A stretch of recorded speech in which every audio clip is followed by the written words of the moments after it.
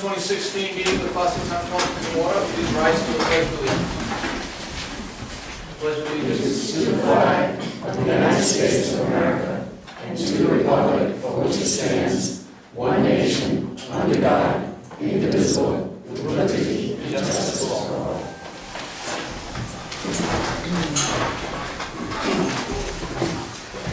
We have an email in the packet from the Secretary of State's open meeting website indicating that this meeting was posted on March 8th, 5:02 p.m. So we are in compliance with the Open Meetings Act.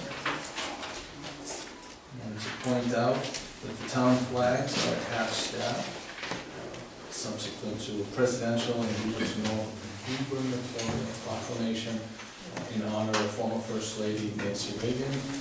They remain at half-staff until sunset on the day of her burial. And I entertain a moment of silence in her honor.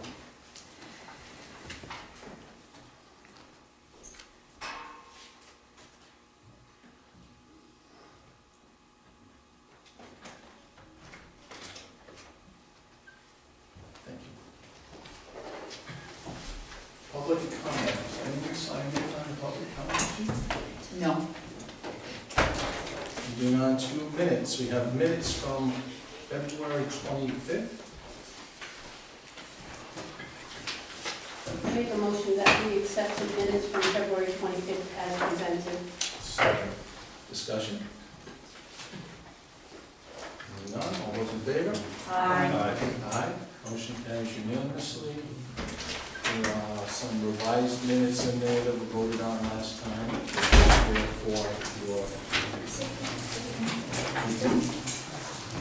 moving on to warrants. Payroll warrant number 34. Make a motion that we accept payroll warrant number 34 in the amount of $33,547.97. Second. Discussion? Hearing none, all those in favor? Aye. Motion carries unanimously. Payroll warrant 35. I make a motion that we accept payroll warrant number 35 in the amount of $31,743.12. Second. Discussion? Hearing none, all those in favor? Aye. Motion carries unanimously. General warrant number 15. I make a motion that we accept general warrant number 15 in the amount of $80,785.91. Second. Discussion? Hearing none, all those in favor? Aye. Motion carries unanimously. Monthly reports, is there 3 monthly reports? I make a motion that we accept the following monthly reports as presented. For the month of January from the DPW department, and for the months of November, December, and January for the tax assessor's office. Second. Is there any discussion? Yes, I do. Okay. Under the DPW for miscellaneous, it states that the DPW employees will be attending the 2016 RIPW Safety Expo on March 16th. Is that the one that you usually requested that they attend in the past, it's been historically done? Is that the same? I believe that's the one. That's the same one that they usually request, okay. Thank you. Further discussion? Hearing none, all those in favor? Aye. Aye.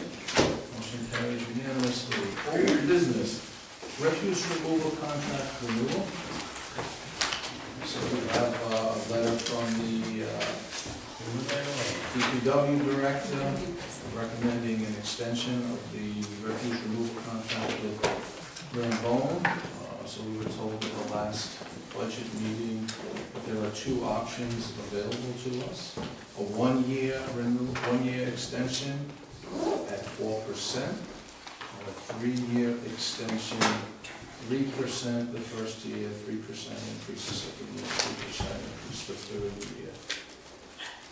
And it seems the DPW director is recommending the extension every year. What is the pleasure? I'm sorry, I don't see that stated here in his letter. Am I not reading it? Oh, I see additional 3 years, I see it wasn't in his recommendations, it was in his I would like to make a motion that we approve the recommendation of the DPW department head for an additional 3 years to the current contract with Ryan Bowen Disposable for the terms and conditions currently existing, which would be 3% compounded for the next 3 years, am I correct? Second. Discussion? Hearing none, all those in favor? Aye. Motion carries unanimously. Policy for use of town grounds. This is something that Jane has been working on. Jane, do you want to talk about it, or do you want to let it speak for itself? Well, I'll just state very briefly, I just elaborated on what I had shown you a couple of weeks ago, putting in some imagery and editing the copy a little bit. And I finessed the application form. And so again, I'm just asking you if you could read it for content. I have a little tweaking to do, we're missing a photograph.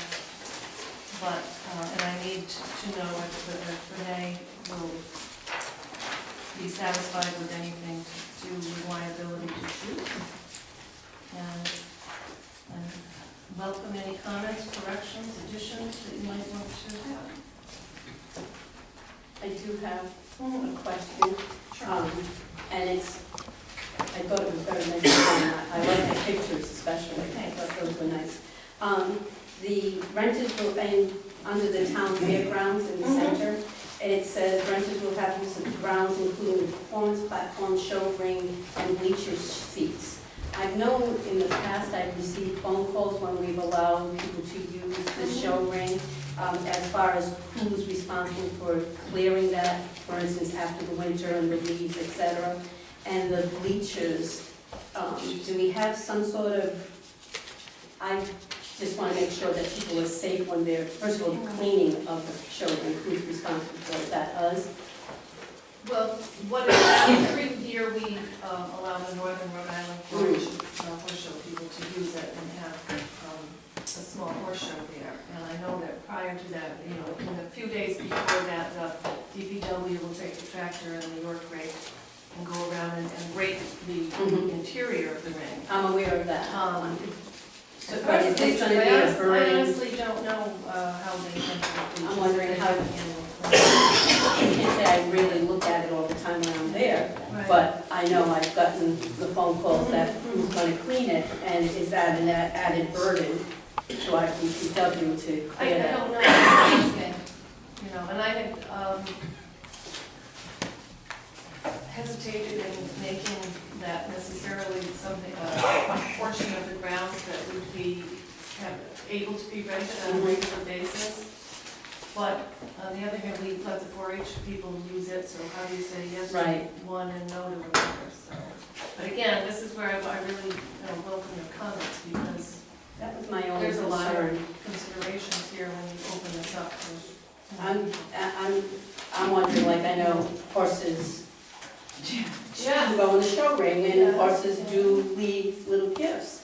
So who cleans that up? I can tell you that traditionally, when someone rents, they're to clean up after themselves, period. That's traditionally. Now, as far as the town grounds, I mean, if it could be the town's policy that you get it as you get it. If you don't like the grass cut, you don't like the leaves, then you can take them out. You know, you don't have to, in this particular type of an instance, you don't have to make a perfect, it's not like it's a hall for a wedding and you're renting, you know, a certain thing. We're renting as it is. They want to drag the ring, add, you know, whatever, they can do that, and they should leave it as they found it. So, okay, that was my one question. And then I guess I have a question for you, as far as safety concerns, if people are sitting on the fencing around the show ring, are we responsible if they fall or it's? Always part of, I'm sure, I don't know about the horse shows, because I wasn't involved in doing that, but with the fair, it's always been that they have basically like a renter's liability policy. So if something occurs during the time they rent it, that policy is supposed to cover it. If there is a dangerous condition, like any other, you know, any other case, and we know about it and we don't correct it, then I think they might be looking for us to pay for something. But if all else being equal, and it's not inherently dangerous, their policy should cover anything like that. Certainly, you could just, you can have the DPW in general go out there and put a sign, they buy them that say, do not sit on the trail, kind of thing. It doesn't hurt. Those were just my own two concerns, otherwise I thought it was very well done. We could certainly do that, and I could have the building inspector take a look and put in his 2 cents worth. I did put on the back of the brochure that the town is not responsible for certain things, and I could add on the back of the application where I have clean up additional responsibilities, like something about manure, but what your horses eat, so I shall was you thinking sow. about our DPW workers responsible for cleaning up manure.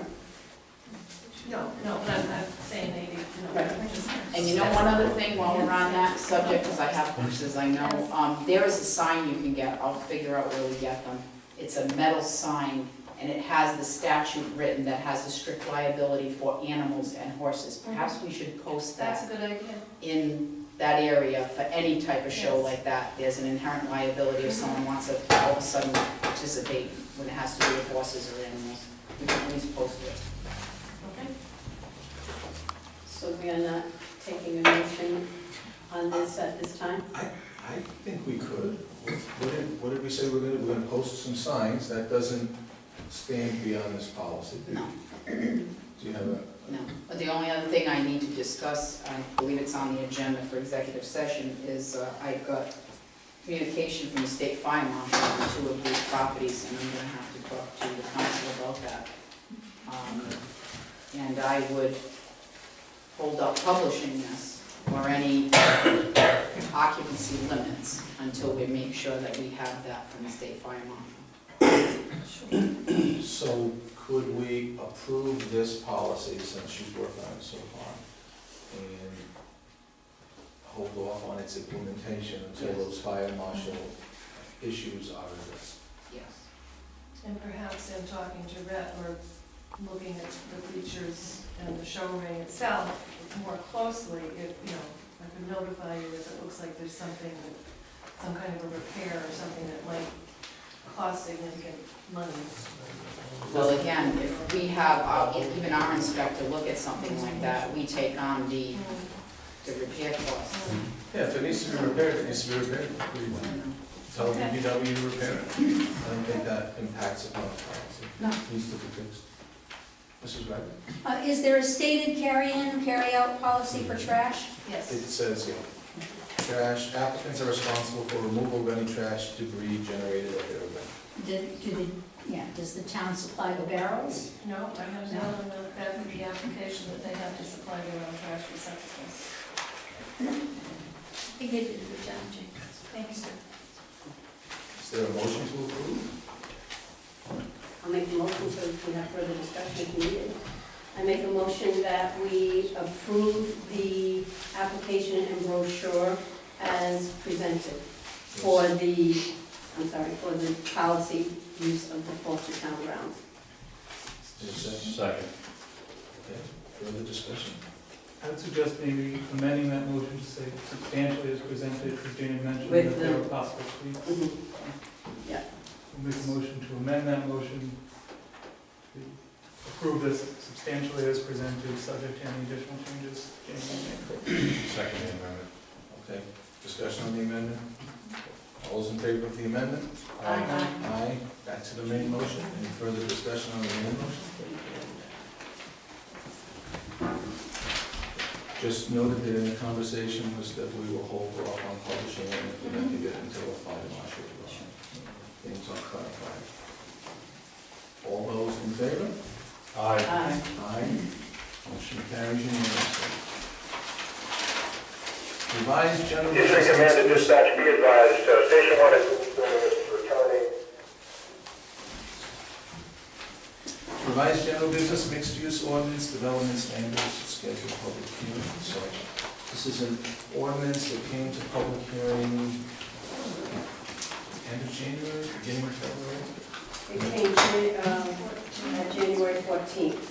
and it was referred back to the planning board for review and amendment. And we have in front of us now that amendment summary, so I'm going to read the summary sheet. I'll read the entire ordinance, but I'll read the summary. Zoning ordinance amendment summary, GBM, general business mixed-use development standards. There's now a section on expansion of existing uses in order to clear that expansion of an existing and permitted development or use in the GBM zone. Needs to either go through the site plan review process or follow the major land development subdivision procedures. This section has been revised to better accommodate and be flexible for the smaller businesses along Route 6 for the January 14, 2016 discussions during the advertised town council public hearing. GBM as general business mixed use is now consistently stated throughout, and specific reference to appropriate article numbers are clear. Appropriate reference to the planning board or zoning board has been added.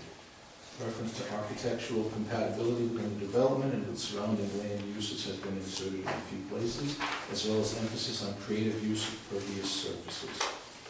It should be noted that reference to Article 9 as the site plan review reference is even more apt than originally thought. As Section 8, subsection B details, no zoning certificate or building permit shall be issued for any commercial building or other commercial construction in any zone of the town, or for any institutional use in a GBM or NC zone until the site plan review of the proposed construction has been conducted by the planning board. Site plan review is not required for repairs or alterations to existing buildings or structures, provided that such work does not increase the floor area of any building or structure and does not affect the actual use thereof. Further architectural compatibility is called out within that Section 8, subsection B as part of the site plan review process. The design of proposed buildings may be reviewed to determine compatibility with the site. So does the planner or the planning board chair want to address this at all? The only thing that we could do this evening is to refer this to a public hearing to be scheduled as a later date. This is a new proposal, so we cannot enact it until it goes to public hearing. If anyone has questions, you can ask those now. If not, we can just get a motion to refer it to public hearing and air it out at that time.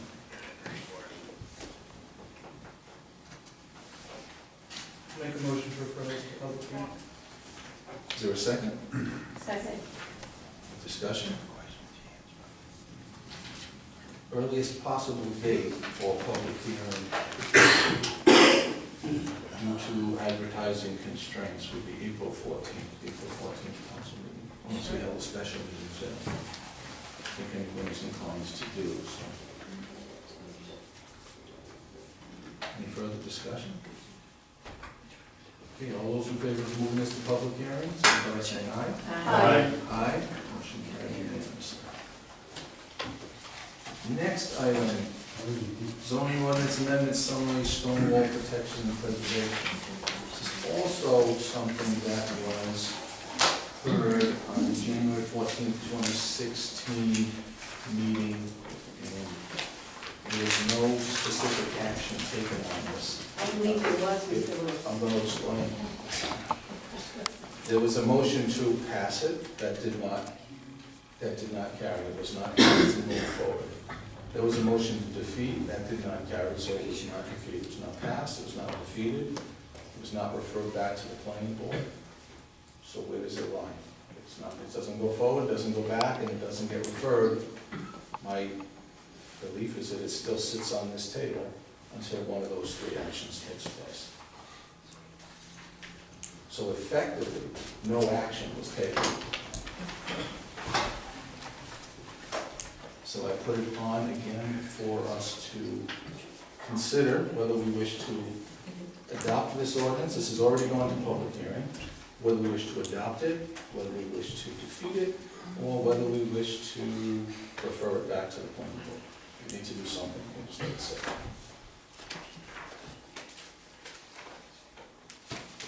Renee, is that your understanding as well? Yes, because that, I remember that night distinctly on that issue. If it died without passing, that would have been one thing, but then someone made a motion, that end of the table, made a motion to do the opposite, and that didn't pass either. So now, you didn't pass, you didn't fail, you haven't really dealt with it. It was an odd thing, the second motion, but occurred. It does say that it was to approve and that was defeated, and then to defeat, and that didn't go, Yeah, didn't go. that was kind of odd, Yeah. but it did happen. So the floor's open for motions. I'll make a motion to accept this as presented. I'll second it for discussion, because it was quite a bit last time. Okay, motions are made and seconded. Discussion. It was clear that there were quite a few people that were against this ordinance, and I can't find anybody out in the public that's for it. And what really strikes me as odd is coming from the planning board, as he even said, it has no blight. It is strictly an awareness ordinance. On that statement alone, I can't believe that this town is gonna start instituting ordinances to make people aware of things. Somebody brought up a very good point in the ordinances, the taxpayer saying, you know what, if it's that important, why don't you just put a flyer in their pamphlet when they come in front of the boards and commissions to do that? To me, this is taking somebody's rights away from them on things that they own, at the very least.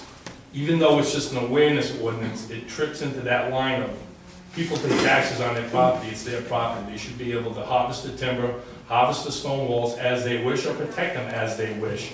This is right along the path of Road Nap, Rhode Island, and I'm quite vocal that I cannot accept this type of stuff coming in this town for ordinances, and I will not be voting for this, and I'll be vocal out on the public who does approve this ordinance, if it is approved. I hope you do. Mrs. Wright?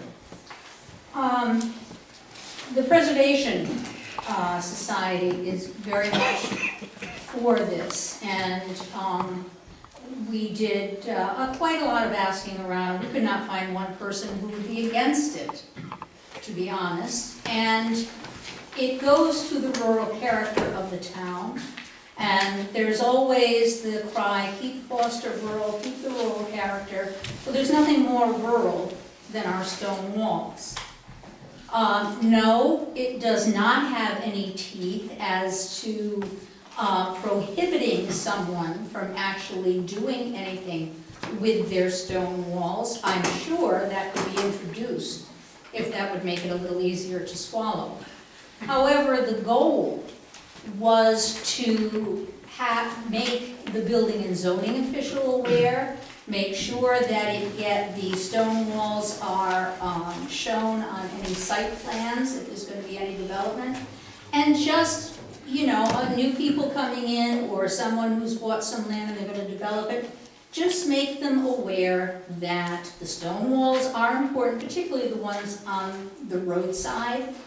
If you have an alternative to, instead of going through a stone wall, it will be pointed out. Do you have to take it? No.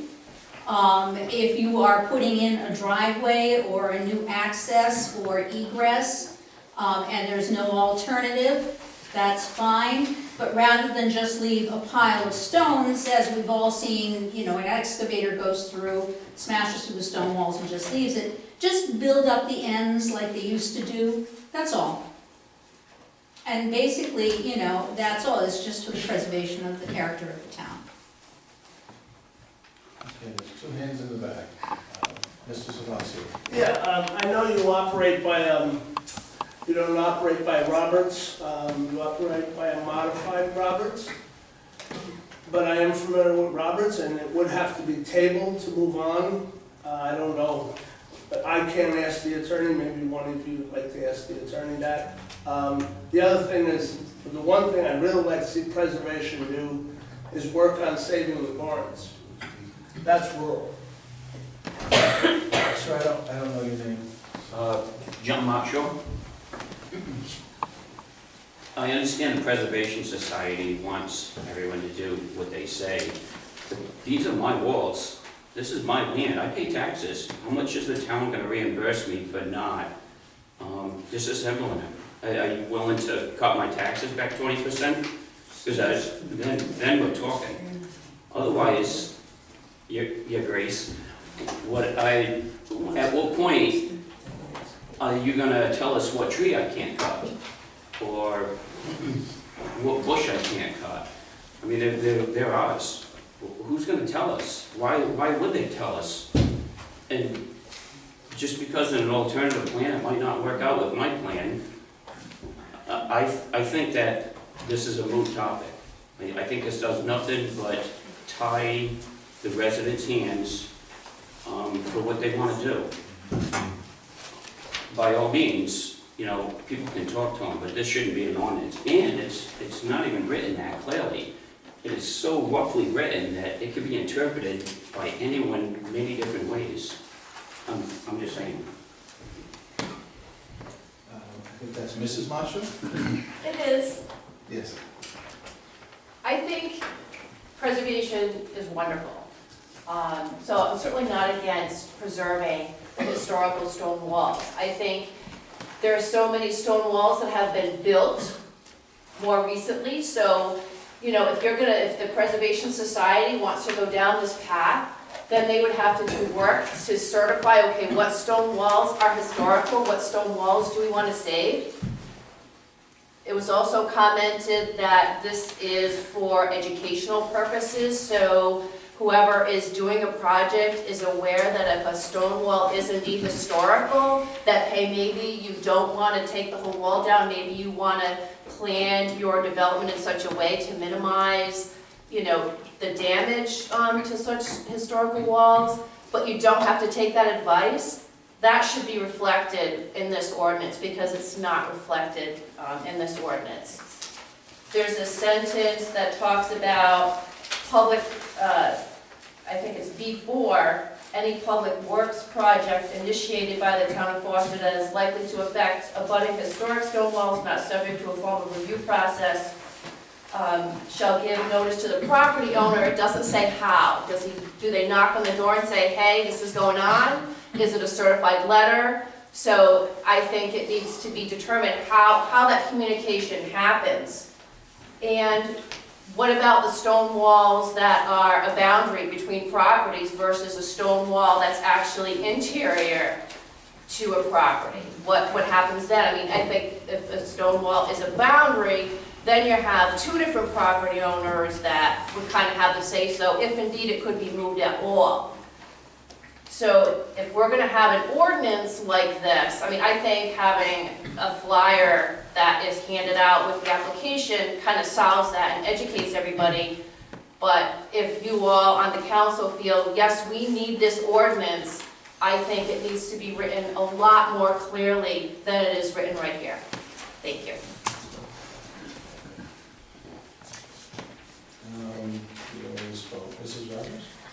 I don't have the ordinance in front of me, but at the last time it came before us, yes, there was a place where an individual was to apply to the planning board, and it said that the applicant shall seek alternate routes or alternate locations or something, and I had brought it up then. I don't know if that was changed, because shall is a mandate, it's not may or can.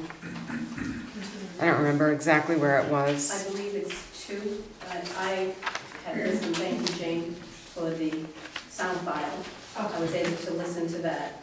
I believe it's B2, site plan submission shall include specific information as to the nature of the construction, excavation, or demolition project, the location and general condition of the existing historic stone walls on the property relative to the project, and the anticipated impact of the project on the historic stone walls. It was below that actually in number 3. And I'd also like to add that alone adds undue cost to property owners that really, for an awareness ordinance, for them to have to pay the engineer to make sure that's all there, where it is, and do all that, then present it in front of the planning board. So just to be aware that it is a nice little stone wall, please don't do nothing with it. You may have spent $6,000 or $7,000 documenting that to an engineer on how long it is and where it is on the property, because most engineers only put exterior wall property lines when they do that type of engineering work. They don't do the interior wall. So this is a cost on the property owner that he wouldn't have to incur otherwise, just so the planning board can make you aware of their historic value. So to me, this is all around bad, bad, bad. And you believe that if someone is doing a site plan, and they're already paying for a site plan, that includes the wetlands and the boundaries and the buildings and the everything else, that adding the location of the stone walls is gonna add $1,000 to that? It adds additional costs, it adds the setbacks from the original property lines, their locations, I can't believe. their location, length, and everything else is added to that. Everything is an additional cost. I don't know how you develop a piece of property without having all of the information. This is not saying someone cannot. There's a slight plan right here, as a matter of fact. And it actually shows the stone wall boundaries on the outside perimeter. It does not show any in the interior walls. No, because it predates the ordinance. That's regardless. What I'm trying to say is to have an engineer to include additional interior walls is an additional cost. For example, see this over here? This is all unpertinent land. But according to this ordinance, you would have to show on a 100-acre parcel of land, you may want to build a house on a little small acre of that property, but according to this ordinance, that engineer has to track through the entire 100-acre parcel of land, locate, and put on a registered map where those interior walls are. Because that's what it says. Locate all interior walls. You can't tell me on a 100-acre parcel of land, it's not gonna cost you at least $1,000 more to put all the interior walls in there and locate them. There may be many of them, even corrals, and a complete area that's gonna be unused pertaining to the building of the house and the project at hand. It says, relative to the project, so if the project is only here. And who then walls are only controls here. that? Well, that's what it says. And who controls that? The planning board. It's still an additional cost. They can simply say, we want to see where the other walls are. So, to me, it goes down a dangerous path. For the planning board chair, does the planning board currently require this? We ask, most people have them on their site plans if they have walls. They're usually on there when they come in, with the surveyors usually mark most of the walls that are in the area of the subdivisions or where they're gonna build buildings. And, you know, we always suggest that they try to disturb them as little as possible. Do you ever send site plans, do you ever ask the applicant to come back with more detail? No, not usually. Not since I've been on the board. Excuse me? Because it's a class 1 survey. Right, it's quite easy. I mean, they're already coming with a class 1 survey. Class 1 survey is going to have some. So it's not being, planning board isn't, you notice there's A, B, C, and D. Planning board is just A. There's zoning board, building official, and public works as well. I know everyone's picking on planning board, but there's 3 other entities that we're talking about here. Well, so with the building, for a building permit, that wouldn't necessarily be included, would it? Correct. Which is hence number 2, relative to the project. I'm not putting on the planning board. This ordinance where did this ordinance come from? The one in front of us. From the planning board, but you're talking about applications just to the planning board, and there's 3 other applications mentioned. Mr. Woods, Yes. since I was not present at the initial meeting, and I am present now, I would like to voice my concerns. Go ahead. As I said, Jane did provide me with the sound file from that meeting, since I was not here. I have some concerns about this because I too feel that it's your property. You should be able to do what you want. I understand the historic value. I looked when I, 30-something years ago, was looking for a piece of property. I looked for property with walls. Unfortunately, I found a piece on a dirt road with 4 walls. My husband has painstakingly restored that front wall. So I understand that. That was by choice. I have a neighbor across the street who has not, and he's been here far longer than I have. And I'm sure he would not be thrilled with the fact that if he puts in a path for his lawnmower to go through. I'm not sure that this is the best way to go through this. I think that perhaps a pamphlet saying we'd like to keep the rural character and keep the historic stone walls if at all possible. But having an ordinance, I think, just takes away some rights of, takes away the rights of the person owning the property to do what they feel. Well, I think it's a fine ordinance. I think it doesn't impose a tremendous burden on people. You're doing a site plan, I don't think it's a significant burden to have to put a wall on. I mean, the argument that you make, it's a burden. Could we make that to the state and say, why are you making me show wetlands? You're making me show wetlands. I didn't say it was a burden, I said that it takes away your rights. He said It takes away your rights as a landowner to do what you want with your piece of property. As I also stated. To a certain extent, that's what all zoning does. So should we abolish all zoning? I mean, if I want to build a nuclear power plant in my backyard, can I do it? Mr. Lewis, I you're can't. going beyond. Yeah. You're right, I am going on, because I'm trying to reduce the argument. Comparing a nuclear power plant to a historic stone wall is pushing it a little even beyond. I like your approach. I like your approach. That's what zoning does. And if you talk about ownership, well, I own my dog, but I can't do anything I want with it. There are certain restrictions. So to say, I own it, I can do whatever I want with it, you can't. I own those wetlands, I'm gonna fill them in. You can't. Does our zoning restrict us to do anything with our dog on our property? This is not a burden. I don't think this is a burden. I think this is a reasonable. You got several more hands This- up. What do you- Sure, and I'm gonna recognize it when I'm done. I think this is a reasonable attempt to have people do a reasonable protection of the stone walls. It's not mandating they can or they can't do anything, it's saying put them on the plan, we're gonna talk about it during the site development plan. If you're not doing a site development, if you're not doing a subdivision, if you have a stone wall on your property, it doesn't even fall under this. It only falls under if you're coming in, you're doing a subdivision or development. And I don't think it's a problem because you're already putting a plan together. I think it's reasonable, planning board considered it, and I think we should support it. Please recognize people who have not spoken yet, so Mr. Sheldon. As I understand it, the argument seems to be, you want people to be able to appreciate the rural character of these stone walls and their interior walls. In order to appreciate the rural character of these interior walls, people would have to be trespassing. These walls are buried in the woods, nobody sees them now.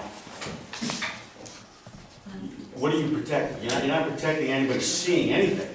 They can't see the most of these where these are. This is nonsense.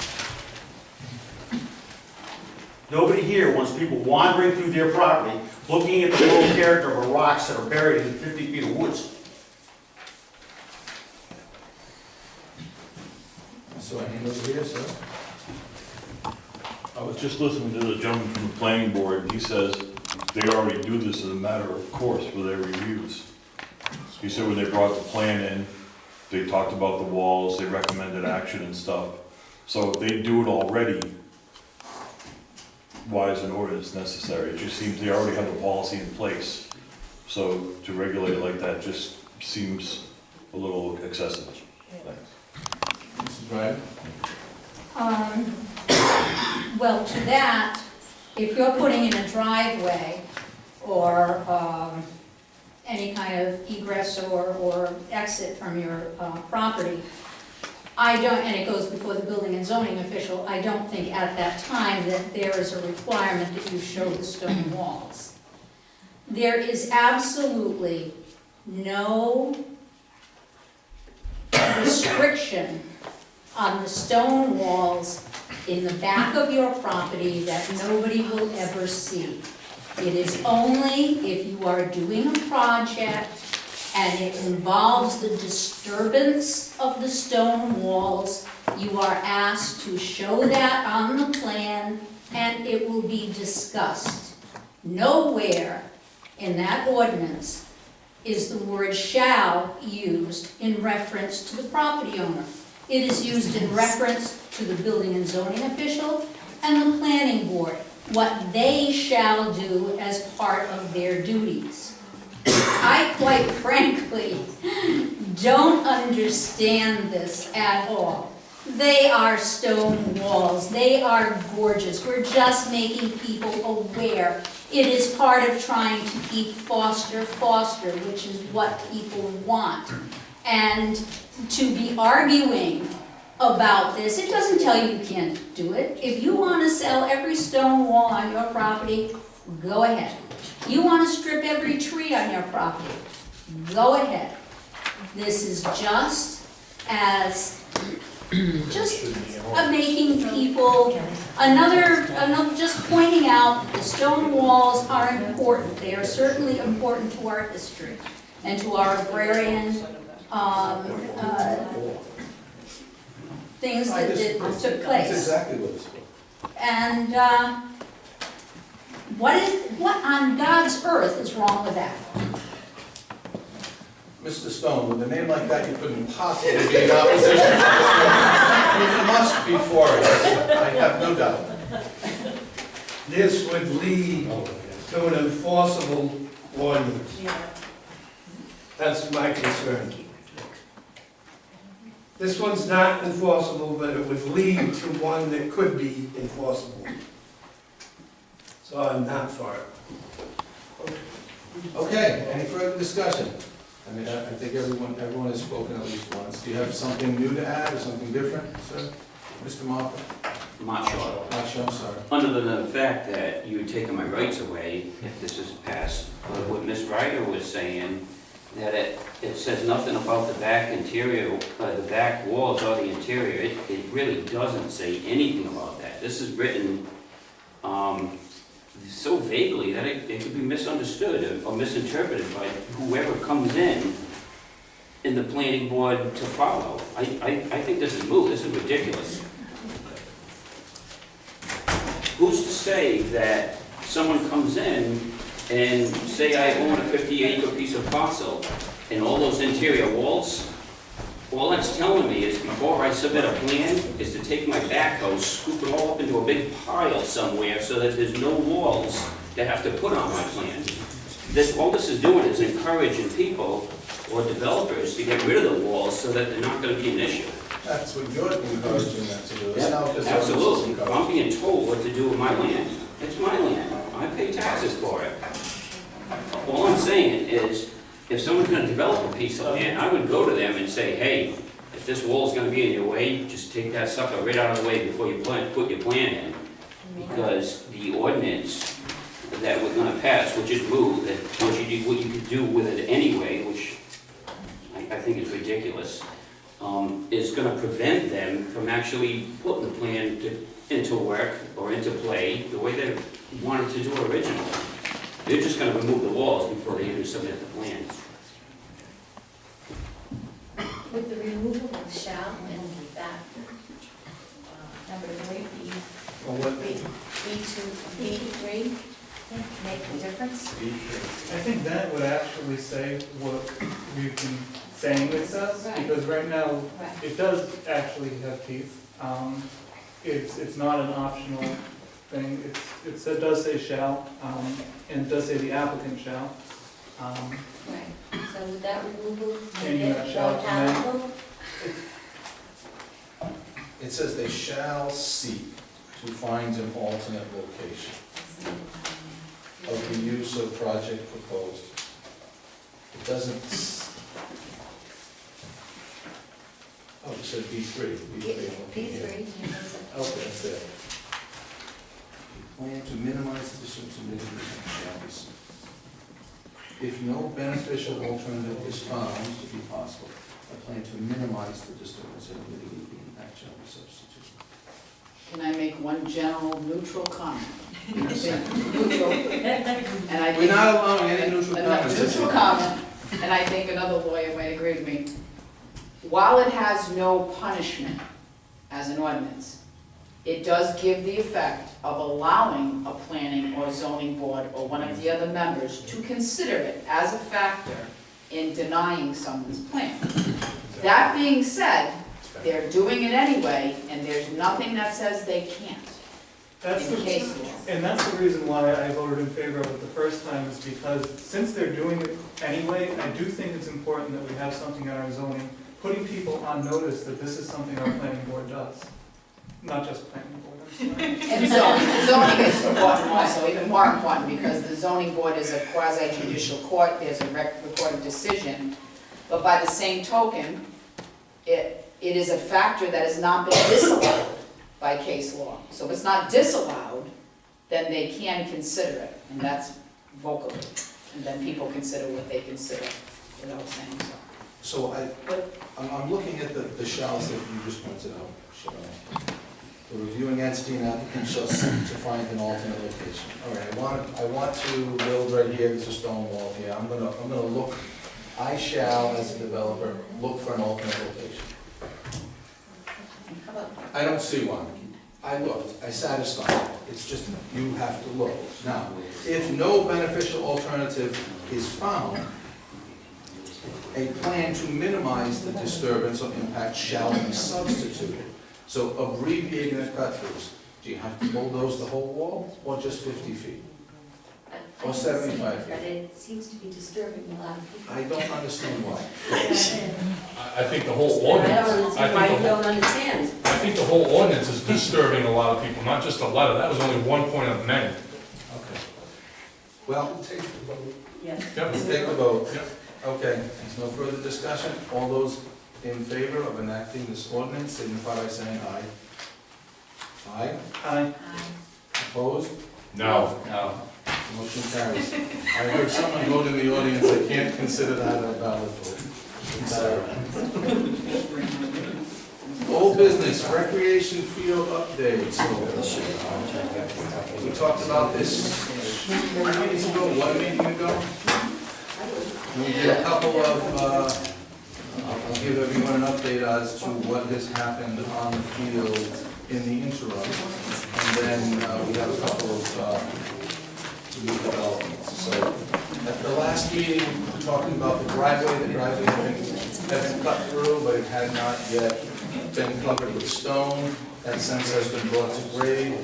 The fabric has been put down, and the stone is there, so the driveway at this point is essentially complete right at the road.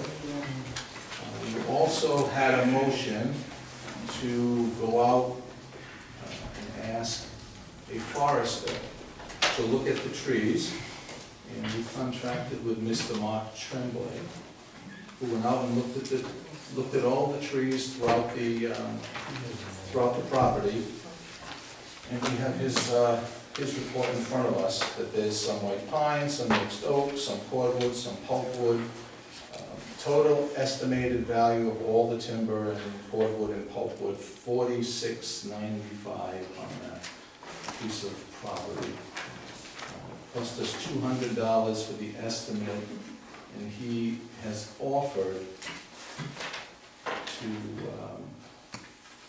organize the sale and clearing of that at his daily rate, $400 a day, maybe a day and a half. So he's estimating $600 in addition, so a total of $800 to yield about $3,900 profit to the town.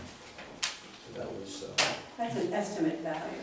It's an estimate, exactly. We won't know exactly until it's done. It's a better estimate than the three we got from the people that stayed at the Holiday Inn Express.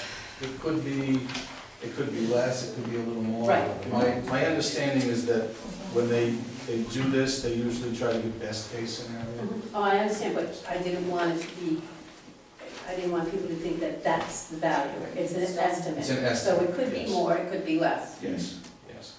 And we subtract from that what we have to pay him to do that, so. I think that we should go ahead and let him handle it since he's started. I have a question though. Yes. He does make note that there's restrictions from the wetlands and steep slopes in the northwest portion. Yes. So I'm assuming that wood cannot be, or timber cannot be removed because it's under the wetlands. How does that affect the creation of the ball field? think we get there, we'll get there. It's not, development isn't proposed in that, No, I thought that for was, that particular reason. That northwest corner is, yeah. that was said last September. Okay. This is right. At a previous meeting, you stated that there was a possibility that the wood would be available through the DHS for people who needed firewood. I noticed in the last Foster Home Journal, they are asking again for anyone who could donate firewood. Is that gone? It will not benefit the residents at all? No, the wood that's already been cut by the Public Works Department, those trees that are down in that area, on phase one, we talked about making that for firewood, for the DHS. And this is predominantly phase two, but it does include some of the big trees on the back of phase one that the DPW hasn't cleared yet. So I don't think there's any issues that significant. Okay, but I don't think that's significant. Can we have further discussion to our motion? Or- Sure.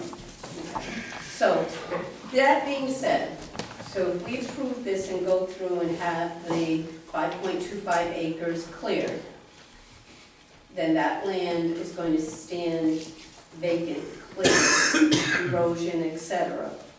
For how long? Do you have a projected time frame for this ball field, Mr. Lewis? I have, well, the next bullet you'll see is a DEM recreation acquisition. and Yes, I saw development that. plan that I'm gonna discuss next. That So doesn't obviously, necessarily it all depends upon finance. So do we clear before we have the finances, or do we get the finances and then clear? I think we clear before we get the financing, because in order to get this grant that I'm gonna talk about, we need to have It's matching. already? We need to have matching. And it doesn't have, they call it matching funds, Yes. but it allows 100% in-kind In-kind matching service, yeah. funds. I So see that.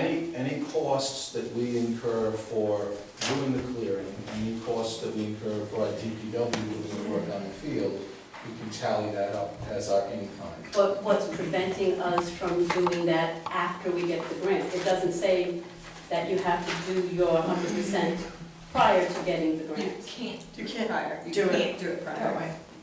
You can't count in-kind matching Prior to, so Okay. clearing Right. that field would not be part of the in-kind for developing that field. The date of the grant forward. Would forward, okay, that was my understanding, that you would have to do it. Anything I've been involved with, when it's in-kind, it's after, not retroactive. Right. So we clear it and not grid it. Well, But I think we've got to continue to move forward. It's been since 2008, it's been stagnant. I'm not sure we have to go forward at this point in time. I'd also like to add, I know you do. she brings up a good point. Now, you're thinking that when they go in there and they do all this, you're gonna have a completely clear piece of land that's gonna be all ready to be stumped. That's not what you're looking at, Mr. Lewis. What you're looking at is taking the valued lumber and stuff out of it. Everything that isn't treetops, that isn't considered cordwood by a forester, are gonna be strewn around. You're gonna have small trees that are not good for anything, are gonna be all over the place. I don't think this is clear cut. This is getting valued lumber out of it, and when you're done, it's gonna look like a bomb that hit it. And if you don't wanna spend the money to immediately go in and finish clearing it, it's gonna look pretty bad. Okay, well, I do, you don't. Well, what I'm trying to say is, Let's be clear what you got is here is gonna look like a bomb hit. This is only halfway to clearing the land. So then I can count on your support to fund the rest of it. I don't think you get it. Well, I am getting it. You're opposed to the field and you're trying to obstruct it. We saw how you twisted the stone wall on it. Let's not do that with this. If this is cleared by this gentleman here, I mean, if it's done as he's proposed, and it leaves just that, can our town workers go in and clear the rest? Yeah, what's gonna suffer? So it's gonna suffer? Yeah, what are we gonna take them away from to put them in over there to do that? That's- Or what you're saying is we have a lot of manpower that's unneeded. They're doing You it. never have enough manpower. You And- never have enough manpower. We could put My 10 more people over there, we wouldn't have enough manpower to do everything that should be done. And my Yes. understanding was that they did it when they time allotted. Here's my concern. I don't wanna see this half done. I wanna know the answer to who's gonna go in there and finish clearing it, and how long that's gonna take. Because I don't wanna be responsible for an eyesore that sits there for a year, year and a half, while we find time for our DPW guys to go in there and pick it out a little at a time. I wanna know, and the other thing I also asked to have put on the agenda at the last meeting was this ball field discussion action, because I'd like to It's see. right there. I'd like to see a dollar amount, what it's gonna cost to get us from point A to the finished product, whether it's phase 1 or phase 2. And again, looking at the prints that I brought last time, it all had to be cleared, because to do either phase 1 or phase 2, you have material moving that has to come from one to the other or the other back. So, we need a dollar amount of what it's gonna cost to get this project finished from beginning to end. Just like we got a dollar amount, how much lumber was in there. So, again, I'm not against moving forward, but I don't wanna see that thing half, like, little branches here and there, and all the tops strewn through the woods, because we have neighbors that live on either side of it, don't wanna look at that either. Is it gonna, do we have a chipper to handle all that? We're gonna put these guys in and clear 7 acres of tops that are left there and chip through while it looks pretty disgusting. We're not doing it correctly still. This is the first point to see how much money we had there. Then we were gonna, I understood, was gonna get a number on what it was gonna cost to finish, clear it, and stump it, so it looks halfway decent. We didn't do that. We're just gonna sell all the lumber. Huh? That wasn't part of your motion. In this I didn't make a motion. proposal, where it says You did provide- make the motion to do this. What they said. You did To make a go out motion. and get a number, To that's go out what and we get a got. forester and divide That's it right. the wood, and we've got it. And right. So based upon your request, We we got a hired number. somebody, we've got a number, and he'll take care of the water. That was based on your request. My motion was to get the number and find out how much lumber, because we had 3 people that said there was nothing in there worth any money. It was 2 of our DPW guys, and they brought a guy who was supposed to be an expert that said there's nothing in there. Yeah. So the point was made, the motion was made to find that untruthful and send somebody in there to verify if there was. Now we have it, that's what we got. Don't try and take it any more than it is. Well, don't try to stop any more than should be. Gordon, This, I would just like to say, we did contact Crossman to get an estimate for completion of phase 1, we just haven't gotten any numbers back. And that's what I'm waiting for. I think we need a plan as to when we're doing it, how much it's gonna cost along the way. I don't think we should just jump in and do this. This grant, I did look for. I'll tell you what I'm going to tell you what I see. I'll be very candid. I'll tell you what I see. We started this in 2008. This was a unanimous approval by 5 members of the town council when this began back in 2008. It was approved at the financial town meeting. It was approved at DEM. It was approved at the planning board level unanimously. It was approved at the planning board level. But then there was an election. And after the election, when you sat on the council as president, everything stopped. Prince didn't come in until 2012. Prince didn't come in until 2010. 12. 2010. 2010. You can go over to the vault and you can see when they were recorded, 2010.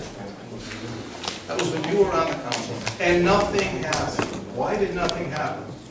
Because you opposed it. I know that. I know you opposed it from the very beginning. Again, you're completely out of line. I do I'm not not out oppose of it. line. When we start a plan, we should have a clear path of how we're doing it and where we're going. We do not have that. We do. We have an engineered plan from Crossman Engineering and a landscape architect. We have the plan. It's right here. We have DPW who was able to go over there and do the work, except for the fact that you went over to the garage and started hollering at the guys. If it wasn't for me, we wouldn't have realized when we got $5,000 worth of lumber there. We've got And we had actually more than that. $3,600 worth of lumber, Mr. Rogers. We've got $3,600. And if a $3,600 check to this town is gonna make a difference in a $12 million budget, I don't believe it. We could get just as much benefit by giving that $3,600 worth of firewood to the residents of the town. But if you wanna log it and sell it, I'm okay with that. We can give it to the people in the town, we can log it. We need to You have the votes, go ahead and do what you want to do. We have a commitment to the financial town meeting. We have a commitment to the state of Rhode Island, we took $75,000. We have a commitment to the federal government because we took less of. So let's keep polishing the jury. You have the votes to do it, do it. We have to move forward. Now, this proposal doesn't seem to me to do anything that wouldn't require additional action by the town. It talks about soliciting bids and providing a harvest contract, not Mark Tremblay actually conducting the logging himself. That's correct. And part of that contract could, Comes back correct here. me if I'm wrong, actually be the clear cutting and site preparation. As part of the grant, are we jumping into? Oh, we're talking about that. I don't know, what did you say, we're cutting in what grade? I don't know if it will include grading. Well, it can include whatever we want, you know? Not at that price. No, not that they would pay us to actually, but the total cost of actually clearing the land Could come off of could that. be discounted because they harvest the timber. So I don't see how I think it might be worthwhile figuring out how much would it cost to put it out to bid and That's actually the clear key the word, land. figuring it out. Right. Get a plan, have it figured out before we go forward. Just cutting down all the trees and moving forward. Yes, it's been sitting there, and yes, I agree we need to do something. But you don't build a house without having plans and knowing where you're gonna get the finance and where things are gonna go. You're gonna build a field without it. We have the Yes, plans. but where are the finances, Mr. Lewis? Where are we gonna get the money? That's If the we don't next- get the grant. At this And we point- applied for a grant at this before, we did not point- get it. Mrs. DeFranco, at this point, I've been working on this for 8 years, and what does it cost the taxpayers of town of Foster? Nothing. Yes. We That's purchased what this it land with a was. $75,000 grant and $40,000 in recreation open space money. It cost the taxpayers nothing. And that is one What of did those. the plans cost? They were included in that. It cost the taxpayers nothing. That's The very nice. DPW workers going over there and clearing it on their time in between jobs is costing us nothing. If I can write this grant successfully, which I'm gonna ask this council for permission to go ahead and do this next, it's gonna cost the taxpayers of this town nothing. We're gonna end up in And I a will support that. recreation field Yes. for little to no cost to this town. And that's And- what and I we're think- doing, if we get the grant. But if we don't get the grant, what do we do? Then we allow the DPW people to go in there, continue to log it, continue to level it, and the recreation committee can go raise money and build the field slowly, slowly, slowly. It moves forward. We Fine. don't sit back and do nothing and say, you know what, I don't think I have the money for that last thing, we're not gonna do anything. That's why it's divided into 2 phases, phase 1 and phase 2. You don't have to develop everything simultaneously. I agree. It's also why I favor having the Swamp Meadow people located here, because it's gonna cause another stream of money to flow into that field and help to develop it. All very It's good. also why I favor having the library located over there, because that will cause another stream of money to go into that property that won't This is the cost the first I'm hearing of the taxpayers. library. It's not, think about it, you brought it up at the last meeting. Now we're jumping around the library? Mr. Lewis, but I favor it. We can vote that in too. Mr. Lewis, So please. the police station over there too. Mr. Lewis. John, Oh, come on. in reference to what John said, if he would revise this and do what he suggested and level it and get the stumps out and everything, and if it came off of the money that came to us, it still really wouldn't cost us anything to get it to that phase, right? Not No? one of Well, them. I don't know, Gordon, I'm asking. I don't know if there's enough to. There's not even close. No. I think it's worth finding out what it would cost to clear it, what it would cost just to get the money from harvesting, timber, and go over TPOs. See what all of our options are. It seems like he's willing to do that. It's part of his proposal. That's what his proposal says, is provide a contract. I think we can specify it if we want to know, okay, how much will it cost to clear it? And Stumping it, they usually get $2,500 to $3,000 an acre to stump it and remove the stumps, grind them on site or whatever. So that alone is $17,000, $20,000, $22,000 just to stump it, remediate the stump issue after you've cleared it. This here is just taking the valued lumber out. Right. It's leaving the tops there and everything else. You're gonna have to go in, you're gonna have to pull out, you're gonna have to chip it all. At that point, you're gonna have to rip the stumps out. Just getting the grade level and because you just don't level it, you have to compact it in lifts. You're talking $250,000, $125,000 just to prep site work. Mr. Lewis, please. Mr. Lewis. Yes. Listen, I have my conservative friends here, and Jeff, okay, Mark, Heidi, Gordon, all right? I have liberal friends here that are for this, all right? The town has to realize at some point that the town is growing up, all right? that you need a ball field at some point. You're gonna need a dog pound. It's gonna cost you $100 and something thousand for a dog pound, mandated by the state. And for years, I've been coming to these meetings saying, what we need is a revenue source. And what I continue to hear is, not saying the planning board, saying some entity, is keep Foster rural. So I've got one group fighting growth. I've got another group fighting the way to growth. All right? And I have this constant bickering going on, and we never move forward. When Situate kicks us off their field, we don't have an alternative. And we are going to grow 25 houses a year at some point, and we better prepare for it, versus keep this crap up. And that's what this is. This is, John, make a plan. Get a number, okay? Last meeting, I said it was $7,000 worth of lumber. It turns out to be $4,000. The guy's gonna take $400 an hour or a day, all right? You're gonna end up with nothing. It's gonna cost a lot of money to do this, and we need it at some point. So can we prepare? Miss Ryder, I'm gonna just mention my friend Miss Ryder. At some point, we need industry, light industry and manufacturing and warehousing to support the community's growth. All right? We don't need mom and pa's. We don't need a coffee shop next to a $9 million library. We better get realistic, and I'd really like to see everybody quit fighting. Mrs. Ryder? I just want to say, reiterate, the people approved this many years ago. 2008, was it? Yes. And we made a commitment to the DEM. There is a point when you have to start it. You have to begin. You can sit there and you can say, oh, well, the numbers are...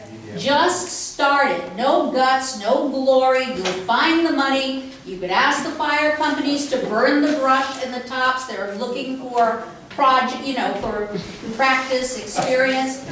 You could get someone is paying a ton of money to have Black Forest Farm, the chips, all the tops and everything chipped out of there. You could have it chipped. You might actually get some more money. But for the love of God, just start it. Would you just start a project without financially knowing where you're going? No. And you're You the person- financially do know where you're going, and yes, I would, because if you don't, it will never, Your own ever personal get desire? done. So John, you are suggesting, well, let me not put words in your mouth. I think that you're suggesting that we allow Mr. Tremblay to come forward to us with alternative contract proposals, one to do the logging and another one to do the logging and stumping. That sounds fair. Yeah. Well, we let him, he's got to present us with contracts. That is the next step. We send things over to him, he prepares contracts, he solicits bids, he gives us back choices, and then the council acts on those choices. Well, actually, I've never had him do a contract before the sale was settled and the individual who was going to do it. That's when you do your contract, or in my experience. And they don't stump unless you pay them. Right. What you do is you put They this don't out, make everything now, what you, and it's a mess. what you, I have to agree with Gordon on that. what you need to do is if you're gonna clear that lot, you need to put out a bid to clear that. And the guys that do that, like the ones at Black Forest, will look at this, because it's already been marked, they know what they got for value in there, and they would give you a price to go in and completely clear it. Now, you can ask, and they would chip everything, and they would clear it from one end to the other where it was marked. And that would be taking whatever you made on this off, and then what their price would be added on, you would have to pay them additionally. Now, there's a plus to offering it. Some of these guys also do stumps, like the ones that are Black Forest Farm. They will do the stumps, they shot a place over there, I believe, $2,500 an acre, to rip them out, shear them up, and run them through and get them off site. That's an addition. But that number is on a large tract of land, but because they're so close, they may be able to just switch gears and hit this. But you can't just go ahead and do it. You need to use what you got here, put the clearing out the bid, and they use this to minus what the total cost is gonna be, because this is their profit on the stump to the appropriate places. The pulp will go to power plants, and the hardwood would go to lumber yards. And the tops, usually, they'll chip right at the same time, if you want it chipped. And all clear the small stuff, while they're in there, they'll do that. But if you just send somebody in there on this, they're just gonna take this and take the money, you know, and pay you the $4,600 or whatever it is, and they make more when it gets delivered to the lumberyard. This is the price on the stump.